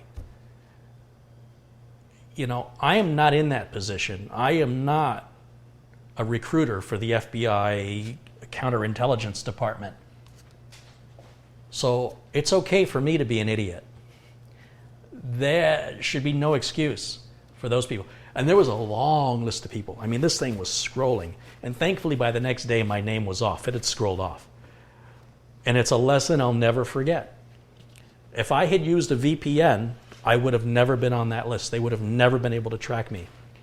So, is using a VPN required? No, it's not required. But it's a really good idea if you're going to be using Wi-Fi or any internet connection that does not belong to you. If you don't pay if the bill does not come, I'm not talking about paying $10 at the hotel. I'm talking about specifically just for you, your own specific Wi-Fi that gets not shared with anybody but who you give permission to. You have no control over who's eavesdropping. You have no control over the security unless you also have a VPN or a virtual private network. And it will slow your connection down using it. But what it does is it encrypts all the data you're sending and then encrypts all the data you're receiving. So that if anybody eavesdrop, all they're going to get is gibberish. They won't be able to make heads or tails of it. So it doesn't prevent eavesdropping. But what it's doing, it's creating a new language, if you will. If you look at World War II, there's a movie called Wind Talkers.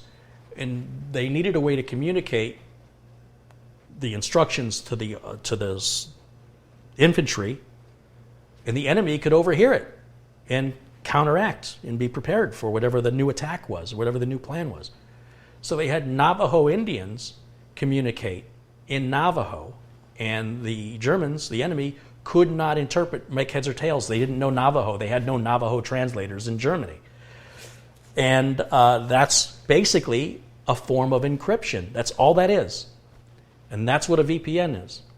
It's creating a private network virtually in a public space, right? Or any space, but we're presuming it would be a public space. Otherwise, you really wouldn't need to use it. But it doesn't mean that your ISP still doesn't know what websites you go to. They still leave cookies on your computer, and you're still trackable if your concern is privacy. That sort of marketing, there's no way around that. That's only going to get worse and worse and worse. What it's doing is it's preventing people from eavesdropping and picking up your passwords and picking up your logins and credit card numbers and that sort of thing.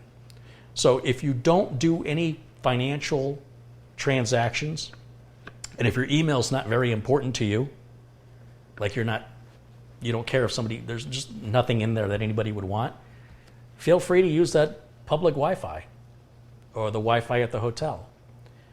But I still would change my login password when I got home on my own personal network just to be safe. A lot of people think that you're going to know when your identity is stolen, but you probably won't know for many months or longer. Could be over a year before it finally impacts you. You could have a credit card stolen. You could have your identity. Let me use an example. You could have your identity stolen and not know it when it happens.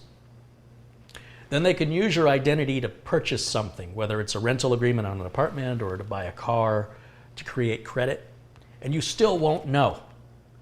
And a year, 2 years, 3 years could go by, and you apply for credit for something, a car, a credit card, a house, an apartment, and you get declined. And you go, why am I declined? They go, well, because you got all this bad stuff on your credit. You go, what are you talking about? I've got perfect credit. When's the last time you looked at your credit report? The last time I had to was 3 years ago. Okay, well, in the last 3 years, you've had 18 delinquencies. What? I didn't create any of these accounts. Then you got to get a lawyer. You got to pay the lawyer. The lawyer's got to go through all the rigmarole and paperwork. It'll take approximately $2,000 to $5,000 and up to 5 years to clear all that mess. So, is a VPN required? No. You can choose to not transmit information like that when you're on open Wi-Fi. You can choose to use a air card or a cellular card to have your own internet connection that belongs to you and not use one at a hotel or in a public space. Or don't use the internet when you're traveling and away from your home internet or work internet. When you're using an access to internet that you have no control over, don't do anything financial, don't transmit any personal, don't send an email with your credit card number, don't tell people your passwords in an email.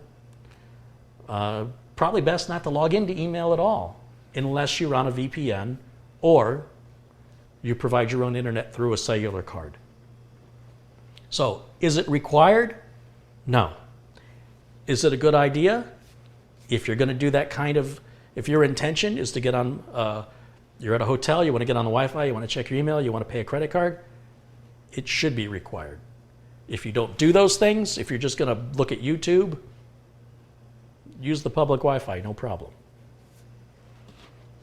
You know, you want to get on Skype, talk to, public Wi-Fi is fine for that. Nothing financial, nothing involving logins and passwords that has anything financial. If your Skype account has a credit card associated with it, I would change my password as soon as I got home, just to be safe. Someone mentions TunnelBear. I don't know what that was brought up, but TunnelBear is very, very slow. You can use it for free for like a gig or something, a couple gigs, which happens pretty quick in my world. But boy, is it slow. But it's, you know, the free version of it anyway. What do you expect? I don't think any VPNs that are free are any good. You don't have to spend a lot of money for a decent one. Sometimes you can find sales where you pay like $40 and get it for life, and those generally aren't real high performance either. But when we're talking about logging into a bank or a credit card, you know, financial institution or email, speed's not really that important.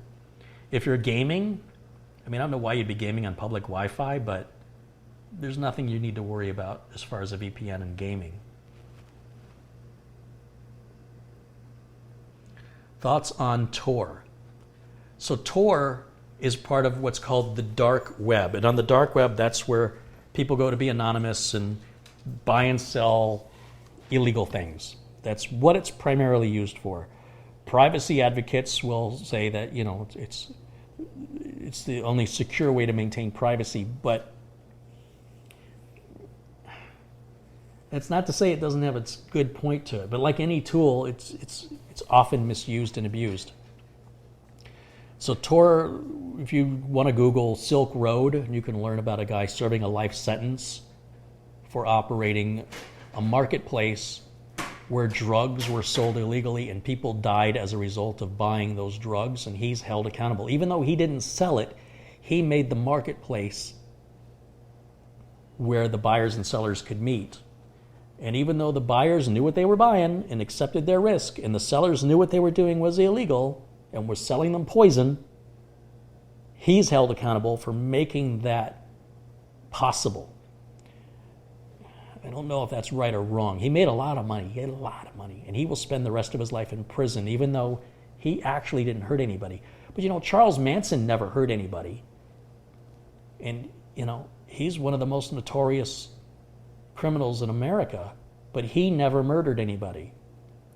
He told people to murder people, and they did it. So they said, oh, you're dangerous. Even though he didn't pull the trigger himself.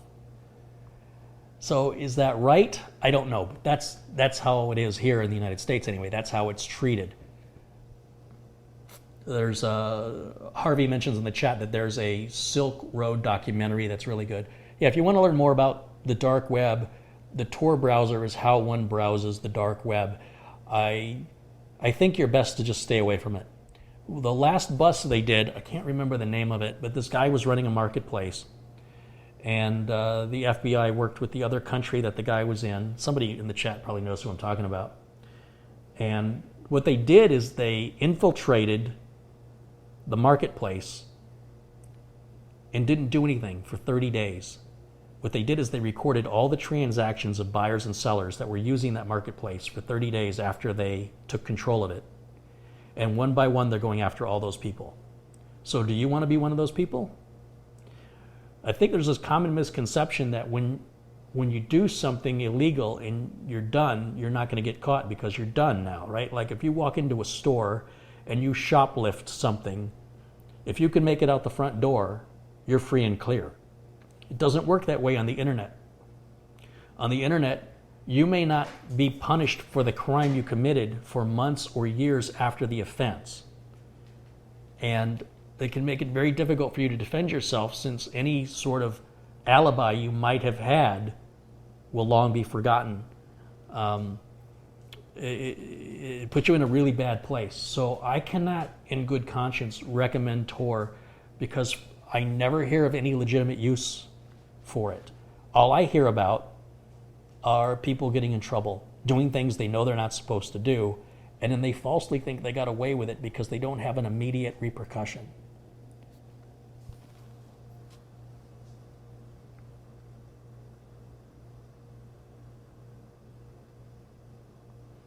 Silk Road alleged founder tried to get someone killed.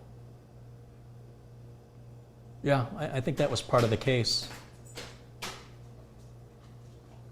Someone's asking me, does that make Charles Manson, what I said about Charles, does that make him innocent? I don't think it makes him as dangerous as solitary confinement in prison for life.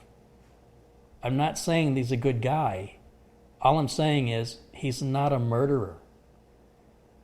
If you hire somebody to kill somebody, you aren't the killer. The killer is the killer. You still initiated it. You are the cause of it, and you should be punished for it, in my view. But I think the punishment of the killer should be much more severe.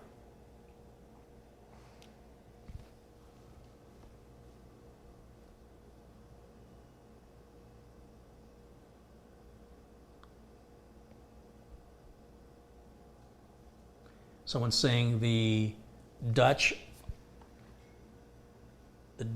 also Belgian and German, I think, police did something similar not too long ago. They took control of a dark web website and recorded everyone visiting for a couple of months. That may be the same case that we're talking about.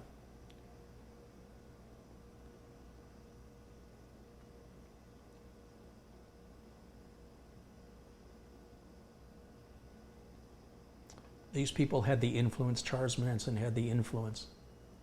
Well, people can have influence, right? I can have influence, but it doesn't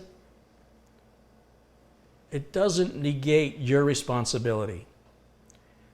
Now, I take my influence very seriously. That's why I only recommend products I use myself. You don't see sponsors on my channel. If somebody sends me something like EnGenius, I'm on full disclosure, they sent this to me.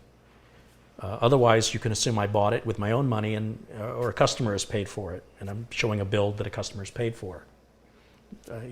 AMD is not sending me a Threadripper with a paperweight with my name engraved on it, because that's going to influence my journalistic integrity. It's going to influence my bias, it's going to question my journalistic integrity. Because the minute somebody gives you something, you're already going to lean towards liking them, making excuses for things. When you spend your own hard-earned money for a product, you're going to be much less forgiving on any little detail that's off. So that's really important to me. But ultimately, you're responsible for your actions. You can't say, well, I did it because Carrie told me to, and have that be entirely my fault. There may be, and should be, some accountability and liability for encouraging illegal or unethical behavior. But I don't think that the severity of it should be the same as the person who does the crime, right? So if I say, hey, there's a famous case where a girl encouraged her boyfriend to kill himself. I'm sure you have all seen the story. It's pretty recent. It was recently in court. And she got 15 months jail time for that, which is fair. I think it's fair. I don't think she deserves to spend her whole life in jail. And furthermore, the guy who killed himself may have done it anyway. She was wrong for her to encourage him to do it, but she didn't do it. You still have to be held accountable for your actions. You don't get to go, well, I only did it because he told me to. Unless you've got a gun to your head and you have no choice, you have a choice, and you're responsible for that choice. And you should be held accountable for that choice. Now, your motivation, what got you there, that's up for debate. That's what the court system is for. But I definitely don't think it should be equal. Like, I don't think that the girl should spend her life in prison because she's got a problem. And this poor kid who killed himself, he had a problem too. And unfortunately, he didn't seek help properly. He went back to this person that was encouraging him to do the thing he was leaning on doing. If he'd have talked to somebody like me, I'd have said, look, man, there's nothing that bad. We'll talk about it. Everything that seems terrible today it's just temporary. It won't be like this in a couple of weeks or a couple of months. You'll forget all about this in a couple of years. And there's things that are going to happen in your life, and you're going to be like, this is the best day of my life. If I had killed myself all those years ago, I wouldn't be experiencing this right now. You might be helping somebody else. You might be there in a moment at a lake and somebody's drowning and you save them. And you wouldn't have been there if you had killed yourself. There's so much opportunity in life that we don't know. To focus on the past is a huge mistake. And that's what I would have told this kid. I said, look, stop focusing on the negative. It takes as much energy to think negatively as it does to think positively. When you realize I'm thinking negatively, be aware of it. Say, look, why am I thinking negatively? It's a choice I'm making, even if I'm making it unconsciously. As soon as you become aware of it, make an effort to be positive. Be grateful for something. Well, as bad as things are, I'm healthy. Or as bad as things are, I have a roof over my head. There's always something for you to be grateful about. There's always somebody who's got it a lot worse off than you do. And I don't care what your problem is. The biggest problem people have is they think they have a problem. Once we can get past that, things smooth out pretty quickly. But getting them there is quite a challenge. So I don't think that this girl killed him. He killed himself. She encouraged it, and she should be punished. That kind of behavior should be discouraged. We should have rules and laws to discourage people from hurting one another or encouraging the hurting of one another. But I don't think that the person who actually does the hurting should get the same punishment as the person who suggests it. That's just my personal view.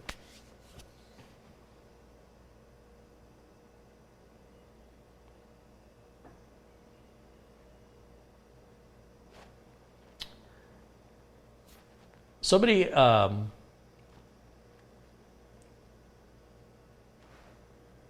me just look back through there at the chat and see what I'm missing. Carrie, can you dance for us? No, you don't want to see that.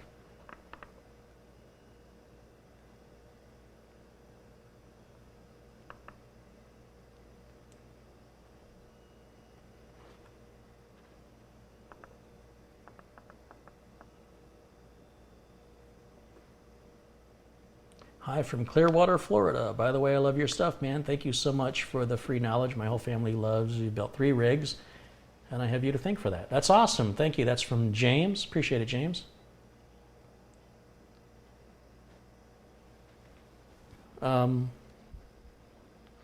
Yeah, so, I really don't like to talk about, this is kind of venturing on politics.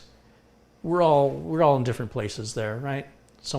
I don't care how old you are, how young you are.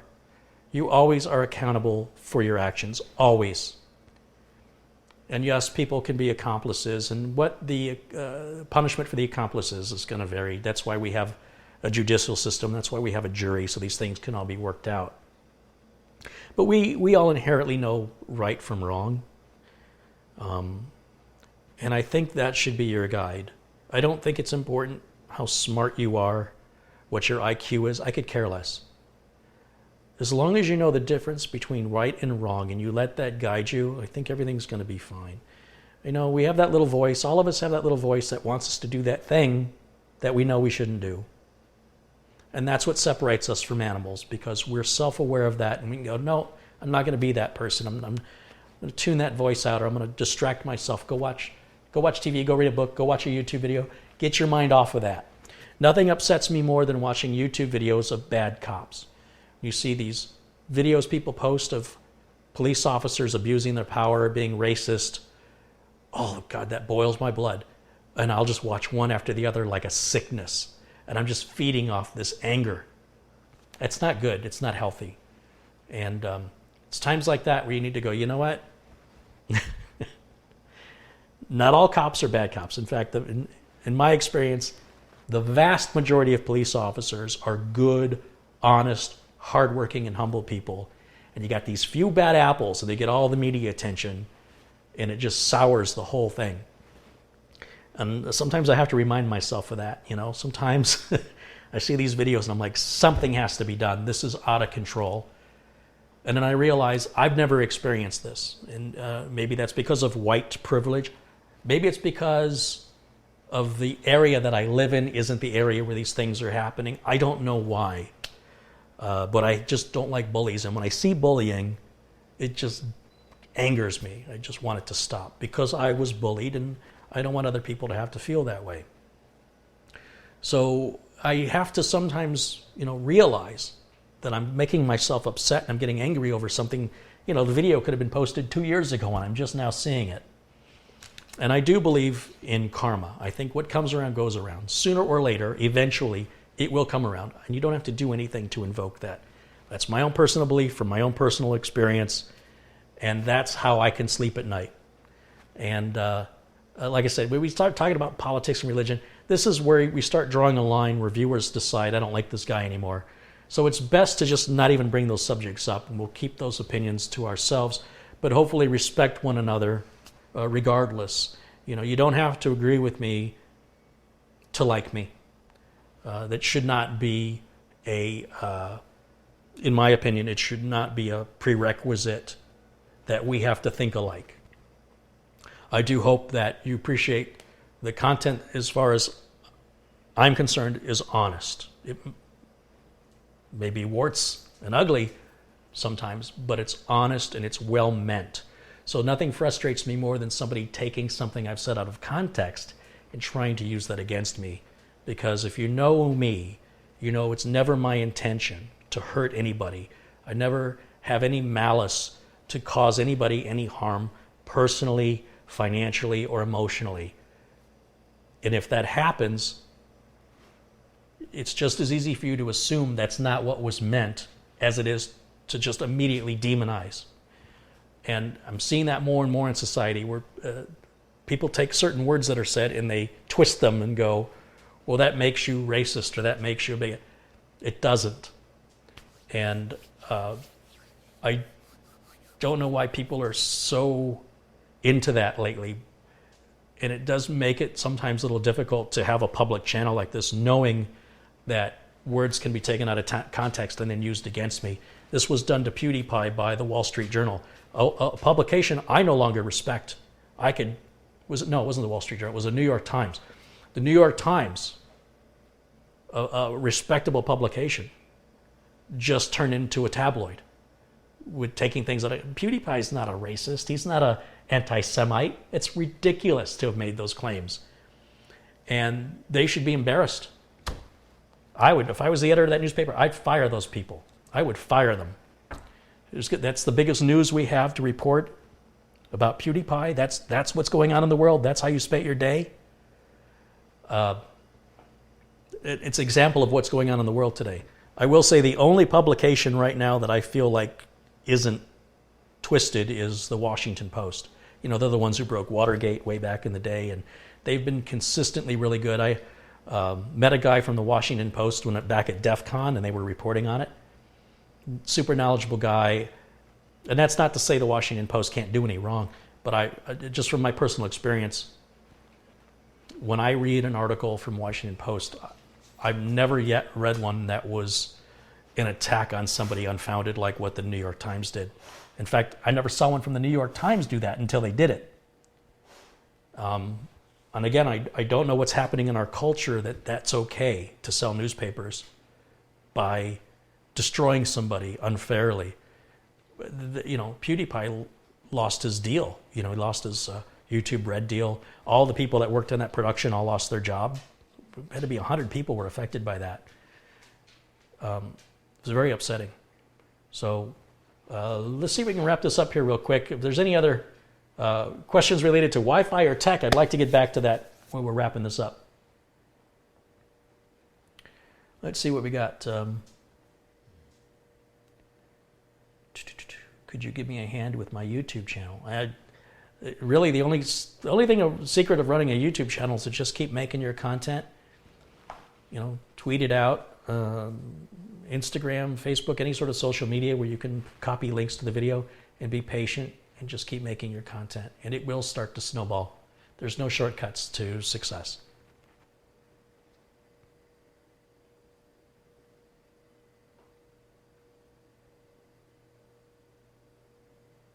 It was Japan and not Germany for wind talkers. My bad. It was World War II, Japan and Germany.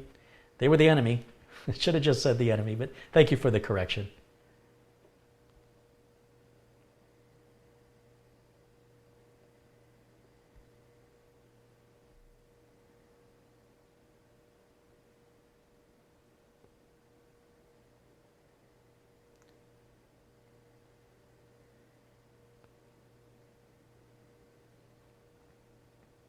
What do you recommend for upstairs Wi-Fi as my modem and router are downstairs? I think power line networking is something to really consider. Like I said, you can take a power line networking adapter. It kind of looks like a wall wart, and it's got a plug on the bottom. It'll go right into your router. It's only got one plug, not two. So it plugs in. Plug it in the wall. Don't plug it into a surge protector. You've got to plug it directly into the wall. They're always sold in pairs, power line networking. Go take the other power line networking and plug it into a room upstairs, and then take the cable out of it and plug it into another Wi-Fi router upstairs using the same SSID and password. Or, if you only have one computer upstairs, just run the cable directly into the back of the computer. So either one of those solutions works well. Or, look into replacing your entire Wi-Fi setup with a mesh network, and look up mesh networking. Go to Amazon and type in mesh network, and you'll see different options provided by different manufacturers. Look at the cost, look at the reviews, see what people are saying.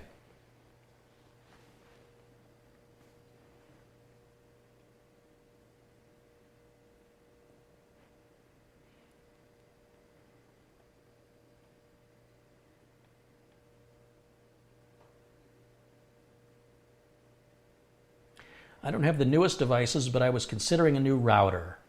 A modem router combo. Should I consider a dual band N router or an AC router, living where a lot of potential interference can happen? Well, AC is always going to be your best choice. A combo modem router is never a good idea. I much prefer to have the modem and router separate. It certainly helps when things go wrong in diagnosing.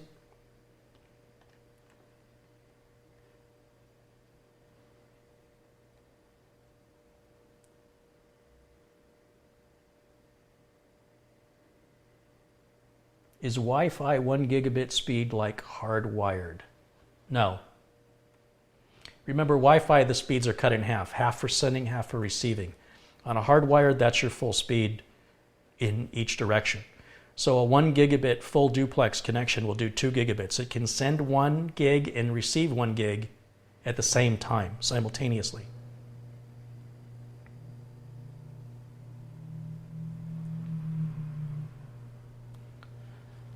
What's the best card for gaming? A PCI Express Wi-Fi card or USB? If you've got USB 3.0 and PCI Express, it sometimes is really dependent upon the kind of signal strength you're going to get and the drivers for the device. Technically, they're about the same data transfer rate, close enough to be the same. But you'll probably have an external antenna on a PCI Express card that you could move around for a better signal versus a USB dongle that can stick out and be broken off by mistake and doesn't necessarily have an antenna that can be moved around for the best signal. But throughput-wise, they should be identical if the 802.11 is the same on both of them. If they're both 802.11 AC, rated at 1900, they'll both transmit and receive pretty much the same. It's all dependent on your signal strength at that point. Angry Dad says, I have power line stuff and it works great. Yeah, I know a number of customers that have power line networking and they love it, absolutely love it. What is the proper use of the router reset button? I mean, can anybody connect during the moments of the reset? Most modems don't have reset buttons, routers do. You never want to use a reset button on a router because it'll wipe out all your settings. So if you had custom IP addresses in there from your ISP, which isn't too common today, but you know, some places still have it, like people that have T1 lines and ISDN. And then it wipes out any DNS settings, it wipes out your SSID and password, it wipes out the default password to log into the router. Everything goes back to the way the router came out of the box. It bothers me when a customer calls and says, I had a problem, my computer won't connect to the internet, and I called my ISP, and they had me reset my router. And I go, well, yeah, you unplug the router, you wait a minute, you plug it back in again. They go, no.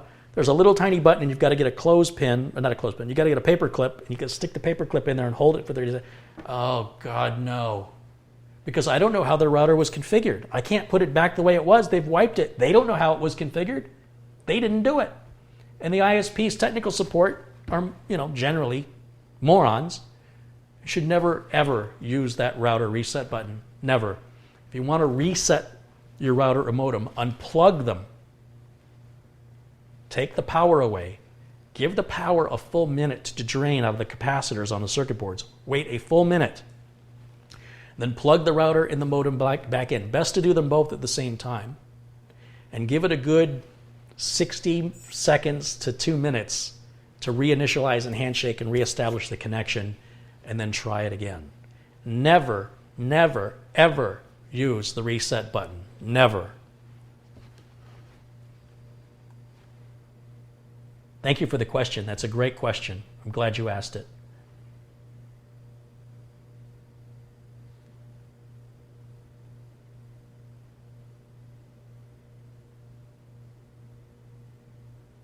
Hey, Carrie, what happened to your Galaga arcade machine? Nothing. I still have it. Still have it in the back. Is there any real advantage for 50 megabits per second versus 30 megabits per second? Is there any advantage of having a car that can do 50 miles an hour versus having a car that goes 30 miles an hour? Depends how you use the car. Some people will have no benefit from it. Some people will.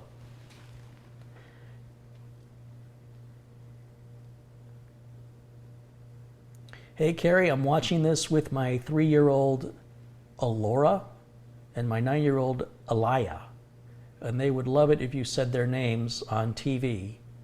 I'm getting them into building PCs. I guess those are your kids. Hi, kids. Unless you're your pets, or maybe they're your kids and your pets. I don't know. I don't know how it is in your family.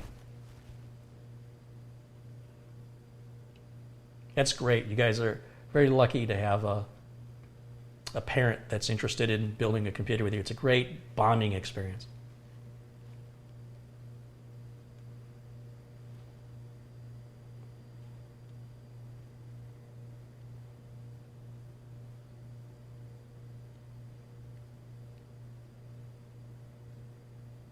Does BGN or AC Wi-Fi use only 5 gigahertz, or is AC always dual band?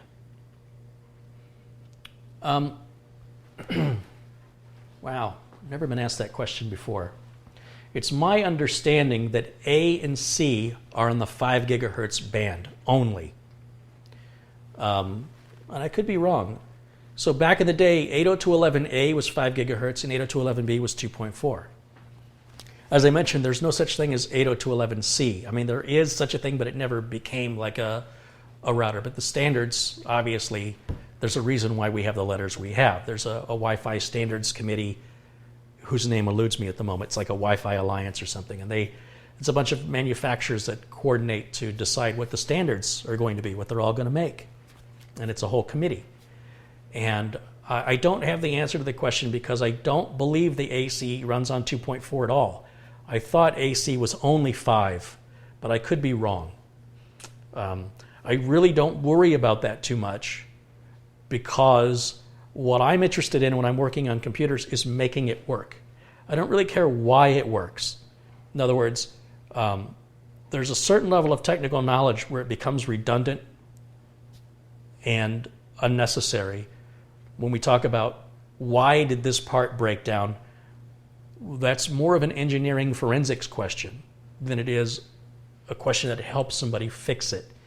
The only time it helps to know what's causing a problem is if it keeps happening over and over and over again. But a lot of problems people encounter are just situational things that once that situation is passed, it never happens again. So to take the time to reverse engineer it is a waste of time. It's very time consuming, and you may not even be 100% sure of the answer. When we talk about the engineering aspects of 802.11ac, whether that's 5 only or if it shares 2.4 dual band, I don't believe, as I mentioned, I don't believe it uses 2.4, but I also don't think it matters. I'm not exactly sure why you would ask that question. How does that affect your life at all? Maybe if we could back up and you ask that question, that would be more appropriate for me to answer.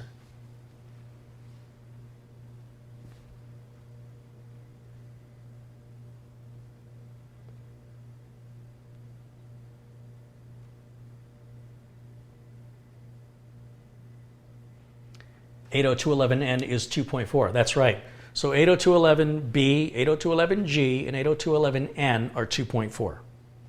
802.11a and 802.11ac, and there's one I'm forgetting, is 5 gigahertz. But again, 5 gigahertz, less noisy channel, but the range is a lot shorter. But the speed is better and it's generally more reliable. I'm using the 5 gigahertz channel on my router to connect to the computer that is broadcasting this to you guys through Wi-Fi on my router.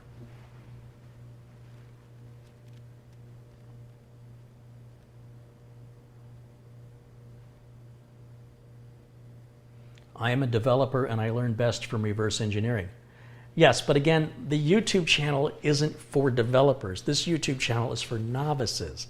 And when you guys try and hijack the channel, what you're doing is you're basically spitting in the face of every novice who I've invited in here who are like, oh, this is really technical, I really don't belong here. You guys are going to talk over my head. And I'm saying, no, everybody's welcome. We're not going to talk over your head. And you guys come in here and start talking over their heads as if they don't exist. I think it's really, really rude. There are channels, there are YouTube channels specifically for developers. And if you want to talk about stuff like that, that's where, I mean, doesn't it make sense? That's where you should go. So, it kind of bugs me that there's this inconsideration of, what I think matters and nobody else matters. Nobody was born knowing this stuff. And I want to encourage more people to learn it because it's so simple. And it's difficult because I don't want to alienate anybody. I don't want to say, hey, you're too smart to be here. But I do ask that you have some consideration that we are really for the novices. And there are a lot of misconceptions and misunderstandings that novices have that can be completely dispelled without them thinking they have to get a degree from MIT to understand.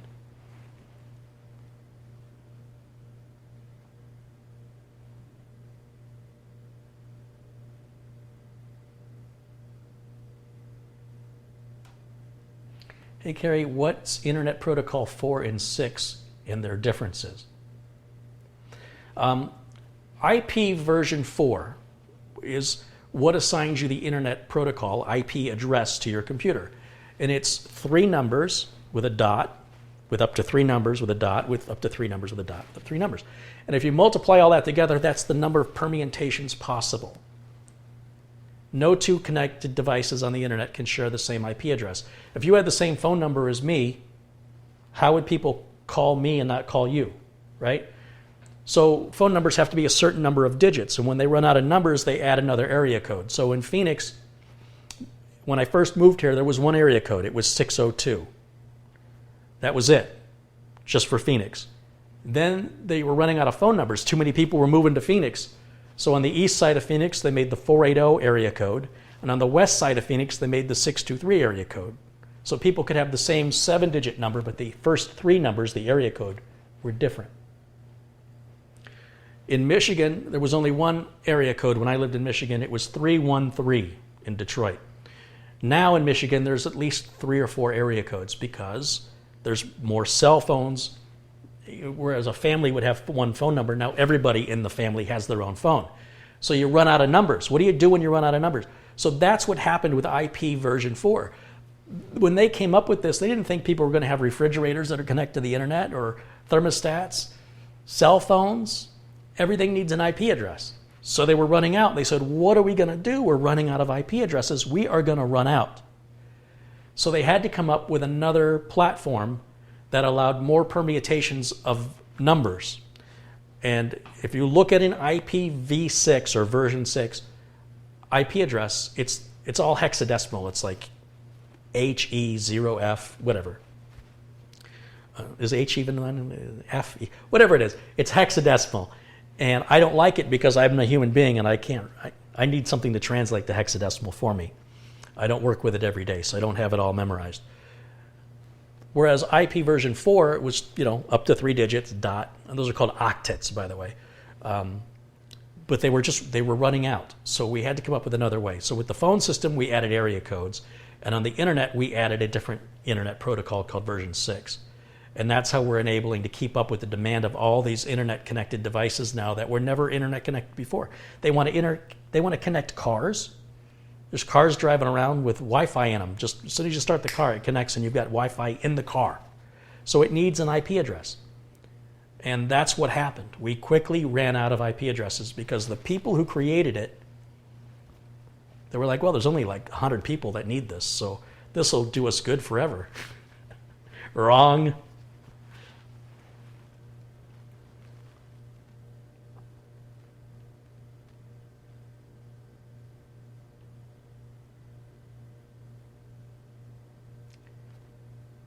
So when we talk about dual band routers, we're talking about routers that have 2 radios, right? 2 broadcast radios. There's a 2.4 gigahertz radio and there's a 5 gigahertz radio. These radios can operate together, but independently, or they can operate separately. So in other words, if you don't use the 5 gigahertz channel on your router, you can shut it off. Why? I don't know why, because you can. If you don't use the 2.4 gigahertz radio, you can shut it off and just use the 5. Why? Maybe because everybody has 2.4 and you want to prevent an attack from a drive-by war driver or so, I don't know. Can you use them both at the same time? Well, yes, you can have your tablet connecting at 5 gigahertz and your phone connecting at 2.4. No. Can you have one computer use both channels at the same time? Well, yes, that's called, wait a minute, I might be wrong on that. There's something called channel bonding. But channel bonding occurs when you take multiple broadcast channels of that 5 gigahertz or of that 2.4. Remember I said earlier you have channels 1 through 11 on the 2.4? It'll use multiple channels at the same time to pick the cleanest one. If you've got neighbors or other electronics in your house that are intermittently interfering, then the router auto-selects by using channel bonding. I'm not aware of a technology that utilizes both the 2.4 and the 5 at the same time, but I'm also not a Wi-Fi engineer, so I'm not really on top of my game as to the engineering behind how the Wi-Fi transmits and receives. But that's my understanding. If I'm wrong, feel free to correct me in the chat. And having somebody, maybe I can bring on Brian from EnGenius and we can revisit this because I'm sure he can answer those questions because he understands that depth of current Wi-Fi technology.